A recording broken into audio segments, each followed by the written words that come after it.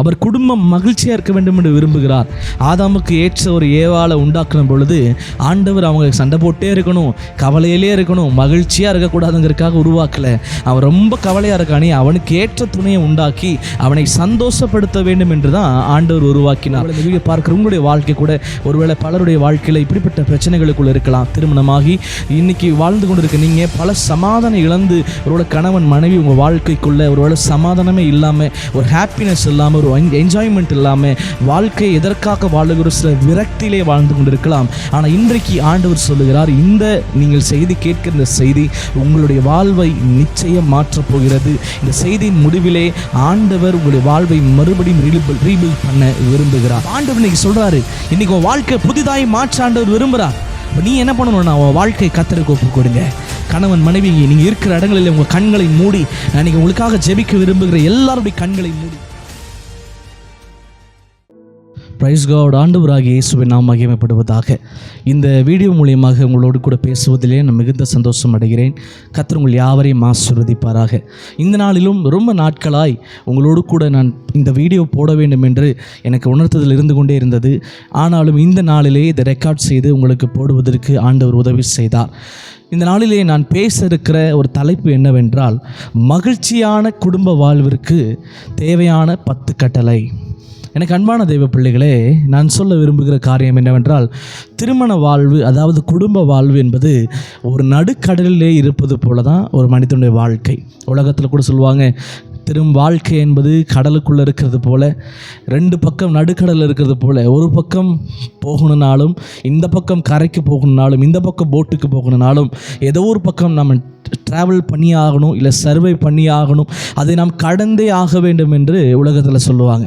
வேதமும் அதை தான் சொல்லுகிறது. திருமணம் ஆன பின்பு, இல்லை குடும்பமாக நாம் இணைந்த பின்பு ஆண்டவர் நமக்கு என்ன கற்றுக் கொடுக்கிறார்னா, அது ஒரு மகிழ்ச்சியான ஒரு குடும்பமாக, ஒரு குட்டி பரலோகமாக இருக்க வேண்டும் என்று ஆண்டவர் விரும்பி தான் இந்த குடும்பத்தையே நமக்கு கொடுத்திருக்கிறார். ஆனால் இந்த சாத்தான் பாருங்க, இந்த மகிழ்ச்சியான குடும்பத்தை கெடுக்க வேண்டும் என்பதற்காகவே குடும்பங்களுக்குள் பிரச்சனைகளை, போராட்டங்களை, சமாதான கேடுதலைகளை கொடுத்து பலருடைய குடும்பங்கள் இன்னைக்கு பிரிந்திருப்பதையும், குடும்பத்துக்குள்ளே வாழ்ந்தாலுமே பிரச்சனையோடு வாழ்ந்து ஒரு சந்தோஷமே இல்லாமல், ஒரு குட்டி பரலோகம் என்ன பரலோகங்கிற ஒரு எண்ணமே இல்லாமல் ஒரு சமாதானத்தை இழந்து வாழ்கிற வாழ்க்கை நம்ம பார்க்கிறோம். பலருடைய குடும்பத்தை நம்ம இப்படி தான் பார்க்கறது. நானும் பார்க்கிறேன், நம்மளும் பார்க்கலாம். ஒருவேளை இந்த வீடியோ பார்க்குற உங்களுடைய வாழ்க்கை கூட ஒருவேளை பலருடைய வாழ்க்கையில் இப்படிப்பட்ட பிரச்சனைகளுக்குள்ள இருக்கலாம். திருமணமாகி இன்னைக்கு வாழ்ந்து கொண்டு இருக்க நீங்கள் பல சமாதானம் இழந்து, ஒருவேளை கணவன் மனைவி உங்கள் வாழ்க்கைக்குள்ளே ஒருவேளை சமாதானமே இல்லாமல், ஒரு ஹாப்பினஸ் இல்லாமல், ஒரு என்ஜாய்மெண்ட் இல்லாமல், வாழ்க்கை எதற்காக வாழுகிற சில விரக்தியிலே வாழ்ந்து கொண்டிருக்கலாம். ஆனால் இன்றைக்கு ஆண்டவர் சொல்லுகிறார், இந்த நீங்கள் செய்தி கேட்கிற இந்த செய்தி உங்களுடைய வாழ்வை நிச்சயம் மாற்றப் போகிறது. இந்த செய்தியின் முடிவிலே ஆண்டவர் உங்களுடைய வாழ்வை மறுபடியும் ரீபில்ட் பண்ண விரும்புகிறார். எனக்கு அன்பான தேவ பிள்ளைகளே, இப்போ பாருங்கள், வேத வசனத்தை உங்களுக்காக நான் ஒன்றை வாசிக்கிறேன். சங்கீதத்தின் புஸ்தகம், அதில் 115வது சங்கீதம் 2வது வசனம் 12வது வசனம் அழகாய் சொல்லப்பட்டிருக்கிறது. கர்த்தர் நம்மை நினைத்திருக்கிறார், அவர் ஆசீர்வதிப்பார். இஸ்ரவேல் குடும்பத்தாரை ஆசீர்வதிப்பார், அவர் ஆரோன் குடும்பத்தாரை ஆசீர்வதிப்பார். எனக்கு அன்பான தேவ ஜனமே, ஆண்டுடைய வார்த்தை என்ன சொல்லுது பாருங்க. அவர் குடும்பங்களை ஆசீர்வதிக்கிறவர். அவர் குடும்பம் மகிழ்ச்சியாக இருக்க வேண்டும் என்று விரும்புகிறார். ஆதாமுக்கு ஏற்ற ஒரு ஏவாளை உண்டாக்குன பொழுது ஆண்டவர் அவங்க சண்டை போட்டே இருக்கணும், கவலையிலே இருக்கணும், மகிழ்ச்சியாக இருக்கக்கூடாதுங்கிறதுக்காக உருவாக்கலை.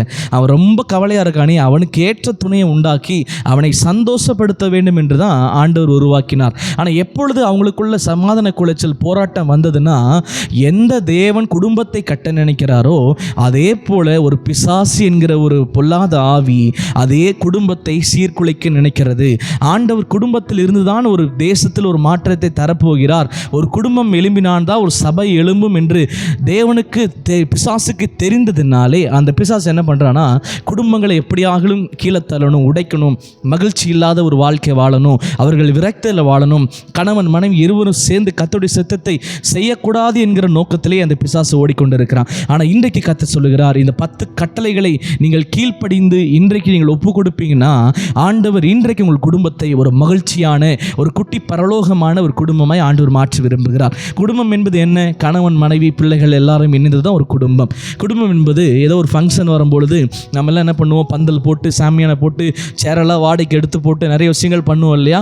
குடும்பம் என்பது ஒரு ஃபங்க்ஷனில் போடப்படுகிற ஒரு சாமியான போல கிடையாது. ஃபங்க்ஷன் முடிஞ்ச உடனே எடுத்துகிட்டு போயிடுவாங்க, ஃபங்க்ஷன் முடிஞ்ச உடனே டேபிள் சேர்ஸில் எடுத்துகிட்டு போயிடுவாங்க. ஆனால் குடும்பம் என்பது ஒரு கைகளால் கட்டப்பட்ட ஒரு நிலையான ஒரு வீடு, அது எப்பொழுதுமே மாறாதது. பாருங்கள், ஒரு வாடகை வீட்டில் ஏதோ ஒரு குறை இருக்குது அப்படின்னா என்ன பண்ணுவோம், ஓனர் திட்டுறாரு, இல்லை மோட்டர் போட விட மாட்டேங்கிறாரு, இல்லை வேறு ஏதோ பிரச்சனை, எங்கள் ஹவுஸ் ஒன்று இருக்குது எங்களுக்கும் சண்டை அப்படின்னா நம்ம உடனடியாக வீட்டை காலி பண்ணிட்டு போயிடலாம். ஆனால் ஒரு சொந்த வீட்டில் ஒரு வேளை தண்ணி இல்லைனாலும் நம்ம தான் பார்க்கணும்.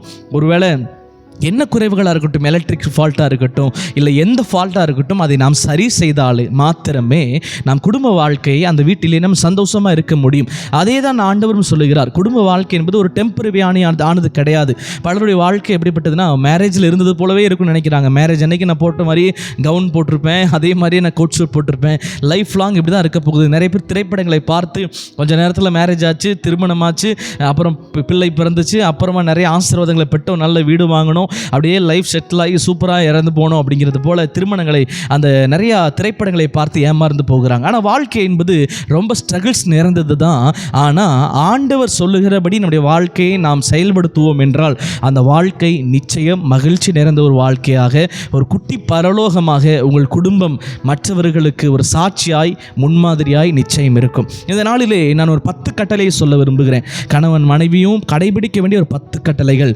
நான் இந்த 10 கட்டளைகளை 3 கட்டளைகளாய் பிரித்திருக்கிறேன். அந்த 3 கட்டளைகளை எப்படி நான் பிரித்திருக்கிறேன்னா 3 பகுதியாக நான் பிரிச்சிருக்கிறேன்.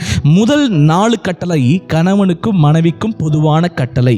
நான் மறுபடியும் சொல்லுகிறேன், முதல் 4 கட்டளை கணவனுக்கும் மனைவிக்கும் பொதுவான கட்டளை. அடுத்து 3 கட்டளை மனைவிக்கு உரிய கட்டளை. அடுத்த 3 கட்டளை, மீதம் இருக்கிற 3 கட்டளை கணவனுக்கு உரிய கட்டளை. இப்போ மொத்தம் 10 கட்டளைகள் ஆகிவிட்டது. முதல் 4 கட்டளை கணவன் மனைவிக்கும், இரண்டாவது 3 கட்டளை மனைவிக்கும், அடுத்த 3 கட்டளை கணவனுக்கும் ஆண்டவர் இன்றைக்கு பேச போகிறார். இதை தயவு செஞ்சு முழுமையாய் கேளுங்கள், உங்கள் குடும்பம் மறுபடியும் கட்டப்படும். இந்த நாளிலே கணவனுக்கும் மனைவிக்குமான பொதுவான ஒரு 4 கட்டளைகளை முதலாவது பார்த்து விடலாம். அதில் முதல் கட்டளை, வேத வசனத்தை நீங்கள் கைகளை வச்சு திருப்பிக் கொள்ளுங்கள். நான் வாசிக்கிறேன். ஆதியாகமத்தின் புஸ்தகம் 2வது அதிகாரம், அதில் 22வது வசனம், 23வது வசனம். தேவனாகிய கர்த்தர் தாம் மனுஷனில் எடுத்த விலா எலும்பை மனுஷியாக உருவாக்கி அவளை மனுஷனிடத்தில் கொண்டு வந்தார். அப்பொழுது ஆதாம், என் எலும்பின் எலும்பும் என் மாம்சத்தில் மாம்சமுமா இருக்கிறாள், இவள் மனுஷனிலிருந்து எடுக்கப்பட்டபடியினால் மனுஷி எனப்படுவாள் என்றான். எனக்கு அன்பான தெய்வ பிள்ளைகளே, முதலாவது கணவனுக்கும் மனைவிக்கும் பொதுவான ஒரு கட்டளையை ஆண்டவர் சொல்ல விரும்புகிறார். ஒருவரை ஒருவர் உள்ளபடி ஏற்றுக்கொள்ள வேண்டும். இந்த வீடியோ பார்க்குற கணவனாக இருக்கலாம், மனைவியாக இருக்கலாம், ஆண்டவர் முதல்ல உங்களுக்கு ஒரு கட்டளையை கொடுக்கிறார். தேவ பிள்ளைகளே, உங்கள் வாழ்வு மகிழ்ச்சியாக இருக்க வேண்டும், உங்கள் குடும்பம் ஒரு சந்தோஷம் நிறைந்ததாக இருக்க வேண்டும் என்றால் ஒருவரை ஒருவர் உள்ளதை உள்ளபடி ஏற்றுக்கொள்ளுங்கள்.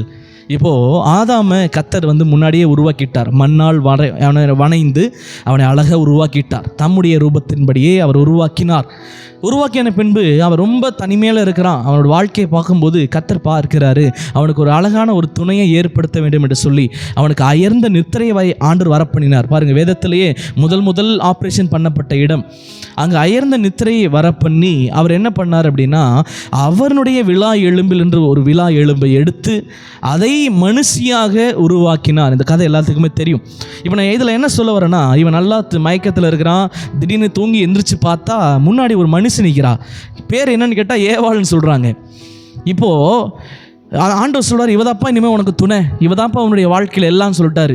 இப்போ ஆதாம் உடனே என்ன சொல்கிறான் பாருங்க, அந்த 24 வசனத்தில் 23 வசனத்தில் அழகாக சொல்கிறான், இவளின் எலும்பின் எலும்பும் என் மாம்சத்தின் மாம்சமாக இருக்கிறாள், இவள் மனுஷன் எடுக்கப்பட்டபடினால் மனுஷி எனப்படுவாள் என்று அழகாக சொல்கிறான். இப்போ என்ன சொல்கிறாருன்னா, ஆண்டவர் எனக்கு கொடுத்த என் உடம்பிலிருந்து எடுக்கப்பட்ட விலாலும்பில் உருவாக்கப்பட்டவ இவளை என் உடம்பிற்கு உடம்பாக இருக்கிறா.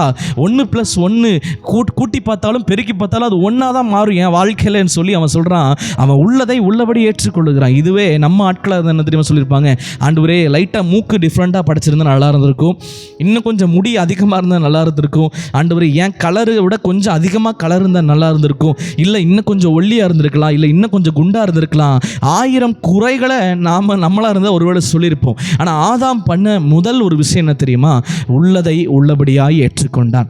எனக்கு அன்பான தெய்வ பிள்ளைகளை, பலருடைய குடும்பத்திலே பிரச்சனைக்கு வரக்கும் போது இம்பார்ட்டன்ட் விஷயம் என்ன தெரியுமா, ஆரம்பத்திலே இருந்தது போல இன்னைக்கு அவர் இல்லை, ஆரம்பத்தில் இருந்தது போல அவள் இன்னைக்கு இல்லை. ஒருவேளை இன்னைக்கு சொல்கிறேன், ஒருவேளை சரீரம் மாறக்கூடியது தான். ஆரம்பத்தில் இருந்தது போல உங்கள் மனைவி ஒருவேளை அழகாமல் இல்லாமல் இருக்கலாம், ஒருவேளை உங்கள் கணவர் அழகாக இல்லாமல் இருக்கலாம். ஆண்டவர் சொல்லுகிறார், கணவன் மனைவி இன்றைக்கு ஒன்றை முதலாவது புரிந்து கொள்ள வேண்டும்.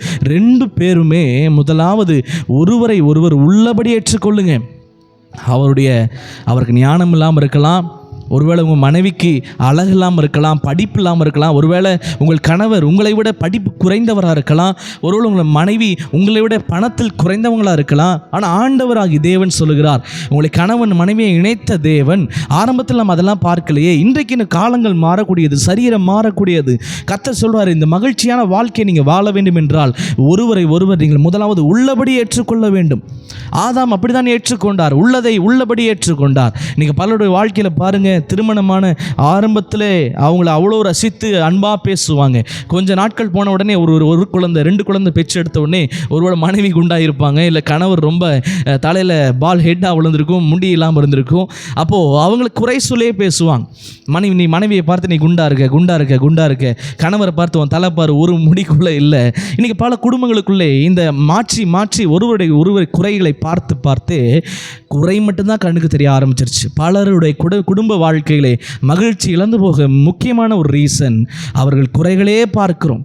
குறைகளை பார்த்து ஒருவருடைய நிறையும் அவர்கள் கண்களால் பார்க்க முடியல. எனக்கு அன்பான தேவ ஜனங்களே, இன்றைக்கி ஆண்டவர் உங்களுக்கு ஒரு கட்டளை கொடுக்கிறார். தயவு செஞ்சு சரீரம் மாறக்கூடியது, அழகை பார்த்து நீங்கள் நேசிக்காதீங்க. ஒரு மனிதனுடைய அன்பை பார்த்து அவரை நீங்கள் நேசிக்க வேண்டும். உங்கள் மனைவி அன்பாக இருக்கிறாங்களா, கணவர் அன்பாக இருக்கிறாரா, அதை தான் நீங்கள் பார்க்க வேண்டும். அதை பார்க்காமல் அழகையோ இல்லை சரீரத்தையோ நாம் பார்ப்போம் அப்படின்னா குடும்ப வாழ்க்கையில் நாம் சமாதானத்தை இழந்து விடுவோம், அன்பை இழந்து விடுவோம். ஆட்டோமேட்டிக்காக குடும்பத்தில் பிரச்சனையும் போராட்டமும் அதிகமாக நடக்க ஆரம்பித்து விடும். அப்போ கர்த்தர் சொல்லுகிறார், முதலாவது கணவன் மனைவிக்கும் பொதுவான ஒரு கட்டளை என்னன்னா, கணவன் மனைவி இருவருமே 2 பேரும் உள்ளவதை உள்ளபடியாய் ஏற்றுக்கொள்ள வேண்டும். இரண்டாவதாய் ஒரு கட்டளை ஆண்டவர் சொல்லுகிறார். வேத வசனத்தை உங்களுக்காக நான் வாசிக்கிறேன். ஆதியாகமம் 2வது அதிகாரம் 24வது வசனம். இது நிமித்தம் புருஷன் தன் தகப்பனையும் தன் தாயையும் விட்டு தன் மனைவியோடே இசைந்திருப்பான், அவர்கள் ஒரே மாம்சமாயிருப்பார்கள். ஆமென். 2வதா ஆண்டவர் ஒரு கட்டளை கணவன் மனைவி இருவருக்கும் கற்றுத்தரார். என்னன்னா, திருமணத்திற்கு பின்பு முன்னுரிமைகளை சீர் செய்ய வேண்டும். இந்த வேத வசனத்தை நீங்கள் வாசித்து பார்த்தீங்க தெரியும். இது நிமித்தம் புருஷன் தன் தகப்பனையும் தன் தாயையும் விட்டு தன் மனைவியோடு இசைந்திருப்பான், அவர்கள் ஒரே மாம்சமாக இருப்பார்கள்.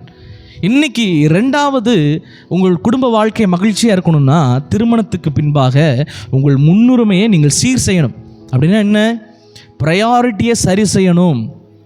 What is your important priority? யார் உங்களுடைய இம்பார்ட்டண்டான ப்ரையாரிட்டியை நீங்கள் யாருக்கு கொடுக்கிறீர்கள் என்று நீங்கள் அறிந்திருக்க வேண்டும். அதை சரி செய்ய வேண்டும். ஒருவேளை திருமணம் ஆவதற்கு முன்பதாக வரைக்கும் ஒருவேளை நான் உங்களுக்கு முன்னாடி நிற்கிறேன், நான் ரொம்ப அம்மாவை எனக்கு ரொம்ப பிடிக்கும்.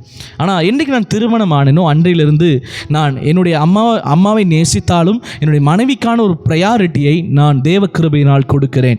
இன்றைக்கும் பலருடைய வாழ்க்கை பார்க்கும் பொழுது சில கணவர்கள் ரொம்ப அம்மா பையனாக இருப்பாங்க, இல்லை குடும்பத்திலேயே அப்படி வளர்ந்தவங்களாக இருப்பாங்க. மனைவி திருமணம் ஆடி வந்த உடனே அவங்களுக்கு கொடுக்க வேண்டிய ஒரு ப்ரையாரிட்டியை கணவனும் கொடுக்க மாட்டார். சில நேரங்களில் மனைவிகளும் சிலர் இப்படிப்பட்டவங்களாக இருப்பாங்க. அதனாலவே பல குடும்பங்களுக்குள்ள எனக்கு ஒரு முக்கியத்துவம் கொடுக்கலன்னு சொல்லி பல இடங்களிலே சண்டைகளும் பிரச்சனைகளையும் வருவதை நாம் பார்க்கிறோம். அல்லேலூயா. அப்போ ஆண்டவர் நீங்கள் சொல்லுகிறார், அப்போது ப்ரையாரிட்டின்னு என்ன? எனக்கு ஃபஸ்ட்டு இவங்களை பிடிக்கும், செகண்ட் இவங்களை பிடிக்கும், தேர்டு அவங்கள பிடிக்கும் நம்ம சொல்லுவோம் இல்லையா? இப்போது உங்களுக்கு ஃபஸ்ட் ப்ரையாரிட்டி யார் சொன்னோன்னே உடனே சொல்லுவீங்க எனக்கு ஜீசஸ் தாங்க ஃபஸ்ட்டு ப்ரையாரிட்டி. ரொம்ப நல்லது, அதுதான் உண்மை. அப்போது நீங்கள் ஒன்றை புரிஞ்சுக்கணும், ஜீசஸுக்கு அப்புறம் திருமணம் ஆவதற்கு முன்பதாய் வரைக்கும் ஒரு கணவனுக்கும் ஒரு மனைவிக்கும் தகப்பன் தாய் தான் ஃபஸ்ட்டு ப்ரையாரிட்டியாக இருக்கணும். திருமணம் ஆனதுக்கு பின்பதாக ஒரு கணவனுக்கும் ஒரு மனைவிக்கும் ஃபஸ்ட்டு ப்ரையாரிட்டி ஜீசஸுக்கு அப்புறம் அடுத்ததாக யார் இருக்க வேண்டும் என்றால் உங்கள் கணவனும் உங்கள் மனைவியும். இப்போது அந்த ப்ரையாரிட்டியை நாம் சீர் செய்யாமல் திருமண வாழ்க்கை நம்ம வாழும்போது என்ன நடக்கும்? ஆட்டோமேட்டிக்காக பிரச்சனைகள் வர ஆரம்பிக்கும், ஆட்டோமேட்டிக்காக மகிழ்ச்சி இழக்க ஆரம்பிப்போம், ஆட்டோமேட்டிக்காக சண்டைகள் வர ஆரம்பிக்கும். எனக்கு ஒரு முக்கியத்துவம் கொடுக்கலை அப்படிங்கும்போது ஆட்டோமேட்டிக்காக அங்கே ஒரு பிரிவு என்பதை வர ஆரம்பித்து விடும். அப்போ ஆண்டவர் இன்னைக்கு சொல்லுகிறார், ரெண்டாவதாக நீங்கள் பண்ண வேண்டிய ஒரு சீர்திருத்தம், கடைபிடிக்க வேண்டிய கட்டளை என்னவென்றால் கணவனும் மனைவியும். சில மனைவிகள் பார்த்தீங்கன்னா கணவர் வந்து என்ன பண்ணிடணும், வசனம் சொல்லிருச்சு பாருங்கள், அதனால் என்ன பண்ணிடணும், நீங்கள் உங்கள் தகப்பன் தாயை விட்டு என்ன பண்ணிடணும், நீங்கள் வீட்டை விட்டு வெளியே வந்துடணும் அப்படின்னு சொல்லி சில மனைவிகள் டார்ச்சர் பண்ணுறதை கூட பார்க்குறோம் பலருடைய வாழ்க்கையில். ஆனால் இதே வசனம் தான் இன்னொரு பக்கம் சொல்லியிருக்கிறது, ராஜஸ்திரியே உன் தகப்பன் வீட்டை மற என்று வேதம் சொல்லியிருக்கிறது. உன் தகப்பன் வீட்டையும் உன் தாய் வீட்டையும் நீ மறக்க வேண்டும் என்றும் இதே வேதம் தான் சொல்லியிருக்கிறது. அப்போ கர்த்தர் அன்னைக்கு சொல்லுகிறாரு, கணவன் மனைவி இருவருமே 2 பேர் வீட்டை மறங்க அப்படின்னு சொல்லலை. 2 பேரையும் என்ன பண்ணுங்க, எடுத்து 2 அப்பா அம்மாவை கூட்டிகிட்டு போயிட்டு 2 பேரையும் ஹாஸ்டலில் சேர்த்து விட்டுருங்க, முதியோர் இல்லத்தில் சேர்த்து விடுங்கன்னு பைபிள் சொல்லலை. ப்ரையாரிட்டி கொடுங்க என்று வேதம் தெளிவாக சொல்லுகிறது. இதே வேதம் தான் சொல்லுது தகப்பனின் தாயை நீ கணம்னு சொல்லுது. இதே வேதம் தான் சொல்லுகிறது கணவனும் மனைவி என்ன பண்ணணும்னா அவர்களுடைய தகப்பனின் தாயை கனம் பண்ணணும்.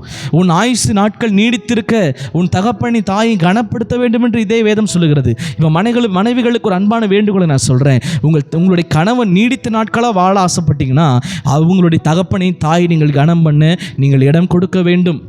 உங்கள் மனைவி நல்லா வாழ நினச்சிங்கன்னா அவங்க தகப்பனையும் தாயும் கனம் பண்ண நீங்கள் இடம் கொடுக்க வேண்டும். பல குடும்பங்களுக்குள்ளே மகிழ்ச்சியை இழப்பதற்கு ஒரு ரீசன், 2 பேருமே ஒருவரை ஒருவர் புரிந்து கொள்ளாமல், ஒரு இம்பார்ட்டன்ஸ் கொடுக்காமல், ஒரு ப்ரையாரிட்டியை கொடுக்காமல் வாழ்வதனாலே பல குடும்பங்களுக்குள்ளே விரிசலும் போராட்டமும் பிரச்சனைகளும் வருவதை நான் பார்த்து கொண்டிருக்கிறோம். அப்போ எனக்கு அன்பான தேவ பிள்ளைகளே, ஒருவேளை திருமணத்து வரைக்கும் பார்த்தீங்கன்னா எனக்கு காஃபி போட்டு தாமா, எனக்கு இந்த பேண்ட் எங்கே இருக்குன்னு கண்டுபிடிச்சி தாமா, எனக்கு இந்த ஷர்ட் எங்கே இருக்குன்னு கண்டுபிடிச்சி தாமான்னு கேட்ட நாம் திருமணத்துக்கு அப்புறமும் வந்துட்டு அம்மா அம்மான்னு சொல்லிட்டு இருந்தோம்னா அங்கே மனைவி ஒருத்தர் இருப்பாங்க, ஏன் அம்மா அம்மான்னு கூப்பிட்டா எனக்கு எதுக்கு என்ன கல்யாணம் பண்ணேன்னு பிரச்சனை பல குடும்பங்களுக்குள்ளே வந்து கொண்டிருக்கிறது. ஆதலால் தேவ பிள்ளைகளே, இன்றைக்கு ஒரு முடிவெடுங்கள், நான் திருமணத்துக்கு பின்பு என்னுடைய ப்ரையாரிட்டியை நான் சீர்படுத்த வேண்டும், ஒரு இம்பார்ட்டன்ஸை நான் கொடுத்து ஒரு வாழ்க்கையை வாழ வேண்டும் என்கிற ஒரு நோக்கத்தோடு கூட வாழுங்கள். நிச்சயமாக இந்த கட்டளைகள் எல்லாம் நீங்கள் கீழ்ப்படிவீங்கன்னா உங்கள் வாழ்வை கர்த்தர் ஆசீர்வதிப்பார். அடுத்து 3வது, கணவன் மனைவியும் இருவருக்கும் பொதுவான 3வது கட்டளை என்னன்னா 1 கொரிந்தியர் புஸ்தகம் அதில் 7வது அதிகாரம் 33வது வசனத்தை நான் வாசிக்கிறேன். விவாகம் பண்ணினவன் தன் மனைவிக்கு எப்படி பிரியமாக இருக்கலாம் என்று உலகத்துக்குரியவர்களுக்காக கவலைப்படுகிறான். எனக்கு அன்பான தேவ பிள்ளைகளே, 3வதாய் ஆண்டவர் கணவன் மனைவி இருவருக்குமே பொதுவான ஒரு கட்டளையை கொடுக்கிறார். கணவன் மனைவி இருவருமே ஒருவரை ஒருவர் பிரியப்படுத்த வேண்டும். 3வது கட்டளை ஆண்டவருடைய வசனம் சொல்லுது, ஒருவரை ஒருவர் நீங்கள் பிரியப்படுத்தணும். பாருங்க, பலருடைய வாழ்க்கையில் திருமணமான ஆரம்பத்தில் 2 பேரும் மாற்றி மாற்றி பிரியப்படுத்தி கொள்வாங்க. ஒரு பர்த்டே வந்துட்டா பயங்கரமாக சர்ப்ரைஸ் பண்ணுறது, கணவனுக்கு ஒரு விஷயம் வந்துச்சுன்னா சர்ப்ரைஸ் பண்ணுறது, மனைவிக்கு ஒரு பர்த்டேயோ ஒரு ஃபங்க்ஷனோ வரும்பொழுது அவங்க சர்ப்ரைஸ் பண்ணுறது, ஒரு திருமண நாள் வரும்போது சர்ப்ரைஸ் பண்ணுறது, இல்லை திருமணமான நாட்களிலே அங்கே எங்கேயும் வெளியே போவாங்க. ஆனால் கொஞ்சம் நாட்கள் போக போக அவர்களை பிரியப்படுத்த வேண்டும் என்கிற ஒரு எண்ணமே கணவனுக்கும் இருக்காது, மனைவிக்கும் இருக்காது. ஆனால் கர்த்தருடைய வேதம் சொல்லுகிறது கணவன் மனைவியை பிரியப்படுத்த வேண்டும், மனைவியும் கணவரை பிரியப்படுத்த வேண்டும். அப்போ ஆண்டவர் சொல்லுவார், சில மனைவிகள் பாருங்க, இதுதான் பல கணவர்களுக்கு, என்ன பாஸ்டர் என்ன செஞ்சாலும் பிரியப்படுத்த முடியாது, அவருக்கு என்ன செஞ்சாலும் பிரியப்படுத்த முடியாது, அவங்களுக்கு என்ன வாங்கி கொடுத்தாலும் அவங்களை பிரியப்படுத்த முடியலன்னு சில கணவர்களுடைய புலம்பல் இருக்கிறது. சில மனைவிகளோட புலம்பல்னா அவருக்கு என்ன வாங்கி கொடுத்தாலும் பிரியங்கிறதே வராது. ஒரு 4 ஷர்ட்டை வாங்கி கொடுத்தா கூட சரி ஓகேப்பா அப்படின்னு கிளம்பி போயிடுவார். அது 2 பேருமே கேரக்டர் வைஸ் மாறி இருக்கும் பொழுது, அப்படி என்னதான் கேரக்டர் வைஸ் மாறி இருந்தாலும் இருந்தாலுமே கணவன் மனைவி ஒன்றை புரிந்து கொள்ளணும். 2 பேருமே ஒருத்தர் பிரியப்படுத்தி வாழுங்க. ஒருத்தருக்கு பிடிச்சதை ஒருத்தர் செய்ய ஆரம்பிங்க. அவங்களுக்கு பிடிக்காததை நீங்கள் செய்ய வேண்டாம். ஆண்டவர் அதை தான் சொல்லுகிறார். பிரியப்படுத்துறது என்ன? அழகான பட்டு சேலை வாங்கி கொடுக்கறதும் இவருக்கு ஐஃபோன் வாங்கி கொடுக்கறது மாத்திரம் பிரியம் அல்ல. கணவனுக்கு பிடிக்காததை மனைவி செய்யாதீங்க, மனைவிக்கு பிடிக்காததை கணவன் செய்யாதீங்க. அதைத்தான் வேதம் அறிவுறுத்துகிறது. அப்போ பாருங்க, இதே வசனத்தில் லூக்காவின் புஸ்தகத்தில் 6வது அதிகாரம் 31 வசனம் அழகாக சொல்லப்பட்டிருக்கு. நான் வாசிக்கிறேன்.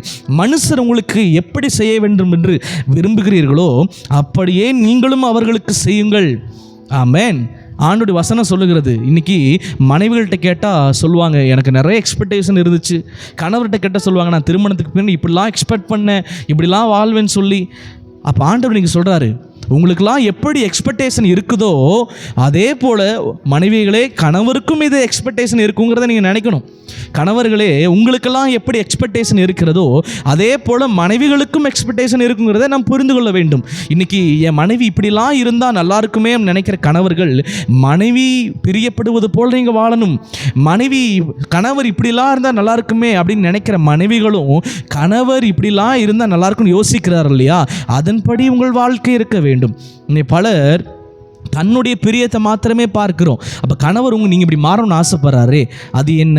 ஆண்டவர் சொல்கிறாரு, உங்களுக்கு எப்படி செய்யப்பட வேண்டும் என்று நீங்கள் விரும்புகிறீங்களோ அதையே நீங்கள் மற்றவர்கள் நீங்கள் செய்யணும்னு ஆண்டவர் சொல்லுகிறார். உங்களுக்கு இதெல்லாம் செஞ்சால் நல்லா இருக்கும்னு தோணுதில்லை? அதே போல் உங்களுக்கு கணவருக்கும் கேட்டு பாருங்களேன், இப்படிலாம் இருந்தால் நான் எப்படி இருந்தால் உங்களுக்கு நல்லா இருக்கும். நீங்கள் மனைவிட்டு கேட்டு பாருங்கள், நான் எப்படி இருந்தால் நல்லா இருக்கும்னு சொல்லி கேட்டு பாருங்கள். 2 பேருக்குள்ளும் பிரியம் இருக்கும். 2 பேரும் அதை அறிந்து கொண்டு ஒருவர் பிரியப்படுத்தும் பொழுது அந்த வாழ்க்கையில் சத்துருனுடைய பிரிவினைக்கு இடமே இருக்காது. அந்த வாழ்க்கை மிகப்பெரிய ஒரு மகிழ்ச்சியான ஒரு வாழ்க்கையாக இருக்கும். அப்போ ஆண்டவர் தான் சொல்லுகிறார், இப்படி ஒருவருடைய ஆசையை அறிந்து ஒருத்தர் சர்ப்ரைஸ் பண்ணுங்க, ஒருத்தர் அன்பு செலுத்துங்க, ஒருத்தர் நேசிங்க. ஏன்னா நான் உங்களுக்கு புரியும்படி சொல்கிறேன். இப்போது ஒரு சர்ச்சுக்குள்ளே நீங்கள் என்டர் ஆகுறீங்க, இல்லை சர்ச்சு முடிச்சுட்டு வெளியே போகிறீங்க. ஒருத்தரை பார்த்து நீங்கள் பிரைஸ் தி லார்ட் சொன்னால் தான் உங்களை பார்த்து 4 பேர் பிரைஸ் தி லார்ட் சொல்லுவாங்க. இல்லை, நான் சர்ச்சுக்குள்ளே வந்துட்டேன், நான் யாருக்கும் பிரைஸ் தி லார்ட் சொல்ல மாட்டேன், ஆனால் எல்லாரும் எனக்கு பிரைஸ் தி லார்ட் சொல்ல வேண்டும் என்று சொன்னால் யாராச்சும் பிரைஸ் தி லார்ட் சொல்லுவாங்களா? இந்த சர்ச்சுக்கு இந்த அம்மா வருது, இந்த அக்கா வராங்க, வந்தனுமே அப்படியே தலையை குனிஞ்சிட்டே போயிடறாங்கன்னு சொல்லிட்டு ஒருத்தரும் கண்டுக்க மாட்டாங்க. இதுதான் வேதம் சொல்லுது. என்னென்னா, நீ உனக்கு பிரைஸ் தி லார்ட் சொல்லணும்னு ஆசைப்படுறல, அப்போ நீ முதல்ல பிரைஸ் தி லார்ட் சொல்லு. கணவன் இப்படி மாறணும்னு ஆசைப்படுறல, கணவனுக்கு பிரியமாக நீ மாறு.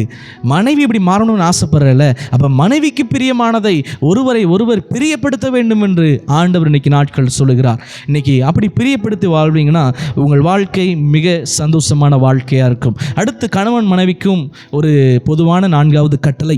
1 கொரிந்தியர் புஸ்தகம் அதில் 7வது அதிகாரம் 5வது வசனத்தை நான் உங்களுக்காக வாசிக்கிறேன்.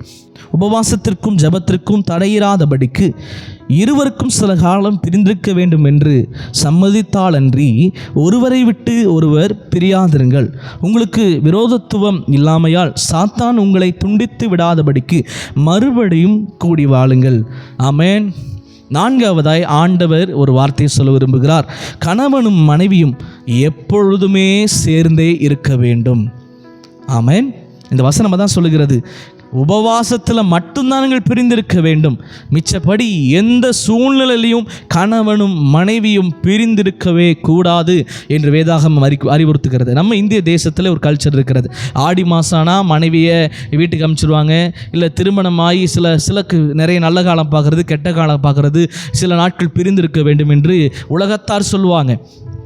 ஆனால் கர்த்தருடைய பிள்ளைகளுக்கு கர்த்தர் சொல்கிறாரு, உபவாசத்தை தவிர, அதுவும் உபவாசம் உங்கள் கணவர் வேண்டான்னு சொல்கிறாரா, இல்லை இந்த நாளிலே நம்ம வெளியே போகலாம், இந்த நாட்கள் இதை பண்ண வேண்டும்னு சொல்கிறாரா, அதுவும் வேண்டாம். பிசாசு உங்களை பிரித்து விடாதபடிக்கு தயவு கூர்ந்து கணவனும் மனைவியும் நீங்கள் ஒன்றாயிருக்க வேண்டும் என்று வேதாகமம் அறிவுறுத்துகிறது. இன்றைக்கி பாருங்கள், பிசாசுடைய பெரிய தந்திரம் என்னன்னா, தனிமையில் தான் பலருடைய வாழ்க்கையை கெடுப்பான். இந்த 1 மாதம் வீட்டுக்கு அனுப்புகிற அந்த 1 மாதத்தில் கணவருடைய வாழ்க்கையில் பல பிரச்சனைகளை கொண்டு வந்திருப்பான், மனைவியுடைய வாழ்க்கையில் பல பிரச்சனைகளை கொண்டு வந்திருப்பான். அப்படிப்பட்ட பிரச்சனையை கொண்டு வந்து கணவன் மனைவி இருவரையும் பிரித்து சமாதானத்தை கெடுப்பது தான் அந்த சாத்தானுடைய தந்திரம். அதனால் ஆண்டவர் இன்னைக்கு சொல்லுகிறார், நீங்கள் சொல்கிறேன் அம்மா வீட்டுக்கு போனால் கூட கணவன் மனைவி இருவரும் சேர்ந்து தான் போகணும். தயவுசெய்து சொல்கிறேன், பெண்களை பெற்று தாய்களுக்கு நான் சொல்கிறேன், ஒருவேளை உங்களுடைய உங்களுடைய பிள்ளை உங்கள் வீட்டுக்கு தனியாக வந்தாங்கன்னா நீங்கள் அலோவ் பண்ணாதீங்க. நீங்கள் சொல்லணும், என்ன சொல்லணும்னா, உண்மையாய் தேவ பிள்ளையாக இருக்கிற ஒரு தாய் என்ன சொல்லணும்னா, நீ உங்கள் ஹஸ்பண்டோட வா, என்ன நிலைமையாக இருந்தாலும் உன் கணவர் வந்து உன்னை விட வேண்டும், அல்லது உன் கணவரோடு கூட நீ வந்து இங்கே தங்கி இருந்து தான் நீ செல்ல வேண்டும். ஏன்னா வேதம் அதை சொல்லுது. தயவு செஞ்சு தகப்பன் தாய் அந்த காரியத்தை நீங்கள் என்ன பண்ணாதீங்க, அந்த காரியத்தை செய்ய வேண்டாம். கணவன் மனைவி இருவருமே இணைந்திருக்க வேண்டும் என்று வேதாகமம் அறிவுறுத்தி கொண்டிருக்கிறது. அப்போ இன்றைக்கு ஒரு முடிவெடுங்க.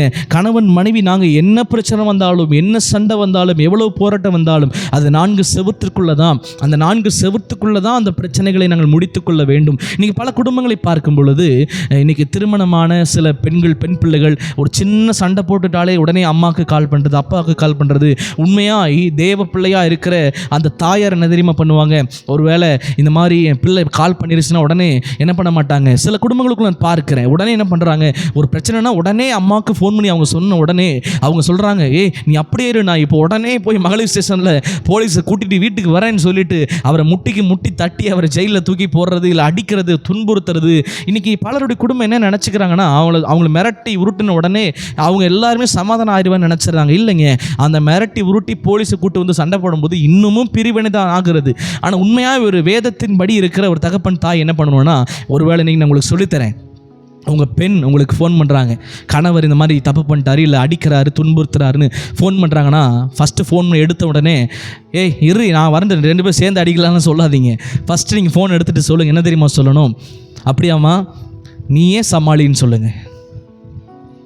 என்ன பாஸ்டர், நான் சொல்கிற வேதத்தின்படி சொல்கிறேன், நீயே சமாளி அப்படின்னு சொல்லிவிட்டு நீயே சமாளி பேசுப்பா, நீயே ஜெபம் பண்ணி பொறுமையாக இருந்து நீ பேசு, அதுக்கப்புறம் என்னன்னு பார்த்துட்டு எனக்கு கூப்பிடு அப்படின்னு சொல்லுங்கள். இவங்க ஃபோன் பண்ணி பேசி வச்சதுக்கப்புறம் அவங்க 2 பேரும் பேசுவாங்க, இல்லை சண்டை போடுவாங்க, என்ன நடக்கும். அப்புறம் ஒருவேளை அந்த வீட்டில் சமாதானம் வந்துச்சுன்னா ரொம்ப சந்தோஷம். ஒருவேளை உங்கள் பெண் ஃபோன் பண்ணி, அம்மா நான் பேசி பார்த்துட்டேன், நான் அமைதியாக இருந்து பார்த்துட்டேன், ஆனால் இவர் அமைதியாக இருக்க மாதிரியே தெரில அப்படின்னு சொன்னாங்கன்னா, உடனே நீங்கள் என்ன பண்ணணுன்னா, தயவு கூர்ந்து ஃபோனை வச்சுட்டு நீங்கள் பெண்ணுடைய தகப்பன் தாய், பையனுடைய தகப்பன் தாய் 4 பேரும், கணவன் மனைவி 2 பேரும், பிள்ளைகள் இருந்தால் பிள்ளைகளும் எல்லாரும் என்ன பண்ணணும்னா கூடி பிள்ளைகளை ஒரு பக்கத்தில் அவங்க வேறு இடத்துல வச்சுட்டு இவங்க தகப்பன் தாயும் அவங்க தகப்பன் தாயும் இருவரும் இணைந்து பேச வேண்டும். வேதம் சொல்லுகிற கட்டளையின்படி நான் சொல்லுகிறேன், இவர்கள் இணைந்து பேச வேண்டும். இப்போது இந்த 4 பேர் பேசினாலே மேக்சிமம் பிரச்சனை சரியாயிரும். மேக்சிமம் கணவன் மனைவி பேசினாலே சரியாயிரும். அதற்கு அடுத்த படிநிலையிலே அவங்களுடைய அப்பா அம்மா பேசினாலும் சரியாயிரும்.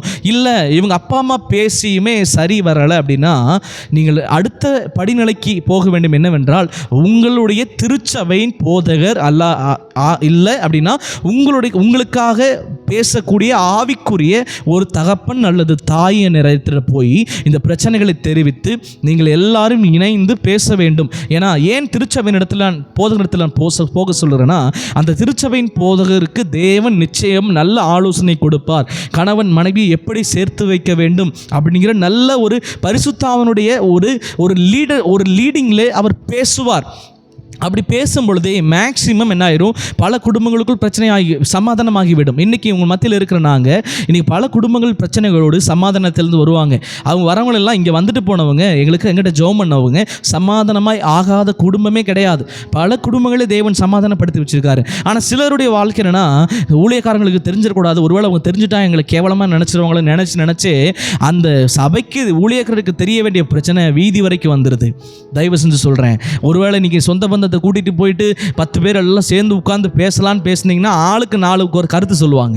இந்த 4 பேர் 4 விதமாக பேசுவாங்க பாருங்கள். அதெல்லாம் நம்ம சொந்த பந்தத்தில் இருப்பாங்க.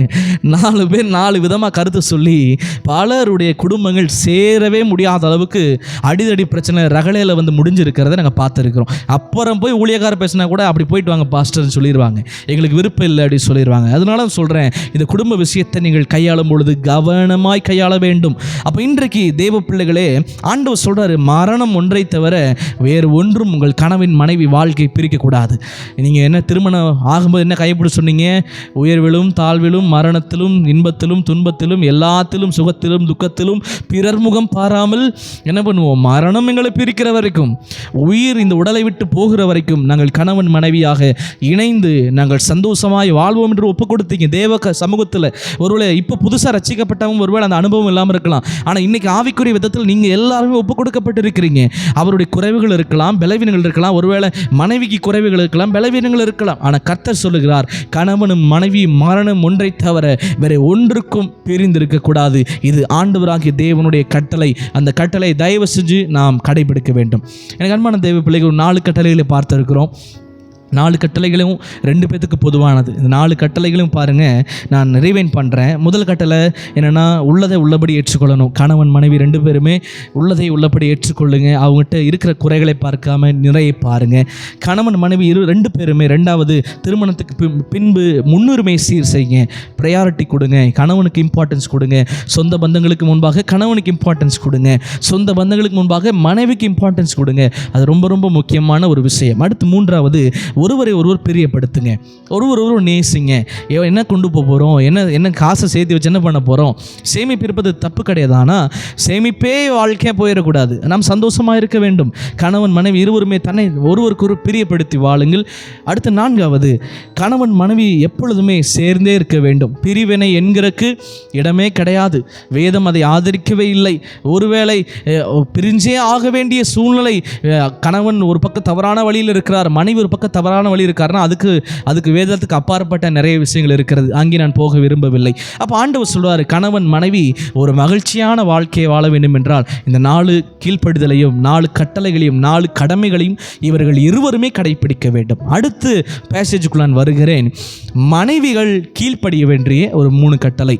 முதலாவது கட்டளை என்னவென்றால், எபேசியருக்கு எழுதின புஸ்தகம் அதிலே 5வது அதிகாரம் 22வது வசனம், மனைவிகளே கர்த்தருக்கு கீழ்ப்படுகிறது போல உங்கள் சொந்த புருஷருக்கும் கீழ்ப்படியுங்கள்.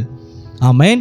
எனக்கு அன்பான தேவஜனமே, இந்த மனைவிகளை பார்த்து ஆண்டவர் நீங்கள் சொல்கிறார். இன்றைக்கி நிறையா மனைவிகள், திருமணமான மனைவிகள், ஒருவேளை திருமணம் ஆக போகிற சில வாலிப பிள்ளைகள், ஒருவேளை வயதான சில தாய்மார்கள் இன்றைக்கி பார்த்து கொண்டு இருக்கலாம். இன்றைக்கி சில வாலிபர்கள் கூட பார்த்து கொண்டு இருக்கலாம். ஆண்டவரே, இந்த மெசேஜ் எனக்கு இல்லை போல நினச்சிட்டு இருக்காதீங்க. ஒருவேளை உங்களுக்கெல்லாம் திருமணம் ஆக போகுது, நீங்கள் யாருமே சன்னியாசியாக போக போகிறது கிடையாது. இது உங்களுக்கு உரியது தான். தகப்பன் ஒருவேளை வயதாயிருச்சு, என்னால் குடும்ப வாழ்க்கையை தாண்டி வந்துட்டேன், அதனால் எனக்கு இல்லைன்னு நினைக்காதீங்க. ஒருவேளை இந்த வார்த்தை நீங்கள் மற்றவர்களுக்கு ஆலோசனை சொல்லலாம். முதலாவது, ஆண்டவர் மனைவிகளுக்கு கொடுக்கிற ஒரு கட்டளை, கீழ்ப்படிதல் என்னவென்றால், கர்த்தருக்கு கீழ்ப்படுகிறது போல உங்கள் சொந்த புருஷருக்கு நீங்கள் கீழ்ப்படிய வேண்டும். தேவ பிள்ளைகளே, இன்னைக்கு கீழ்ப்படியணுமா, நான் கீழ்ப்படியணுமா? கீழ்ப்படிதல் என்பது அடிமைத்தனம் கிடையாது. தயவு செஞ்சு நல்லா புரிஞ்சு கொள்ளுங்க. கீழ்ப்படிதல் என்பது நீங்கள் நினச்சிக்கொள்கிறீங்க அடிமைத்தனம். என்ன அடிமையாக இருக்க சொல்கிறீங்களா? அப்படி அடிமையாக யாருமே இருக்கக்கூடாது. ஒருவரும் அடிமையாக இருப்பதை வேதம் ஆதரிக்கவில்லை. ஆண் என்றும் இல்லை, பெண் என்றும் இல்லை. ஆனால் இந்த குடும்ப வாழ்க்கையிலே நாம் கணவருக்கு கீழ்ப்படிய வேண்டும் என்று வேதாகமம் நமக்கு வற்புறுத்துகிறது. ஏன்னா பாருங்கள், ஒரு சரீரத்தில் ஒரே ஒரு தலை இருந்தால் தான் நல்லது. ஆமாம் தானே? எனக்கு ஒரு சரீரம் இருக்குன்னா ஒரே ஒரு தலை இருந்தால் தான் பார்க்குறதுக்கு நல்லாயிருக்கும். இல்லை, ஒரே ஒரு உரை வச்சுருக்கிறேன், கத்தி போடுற ஒரு வாள் வைக்கிற ஒரு உரை, அந்த ஒரே ஒரு உரையில் ஒரே ஒரு வாழை தான் வைக்க முடியும். இல்லை 2 வாள் எடுத்து உள்ள சொருகுனா இருக்கிற அந்த உரை கிழிஞ்சு போயிடும்.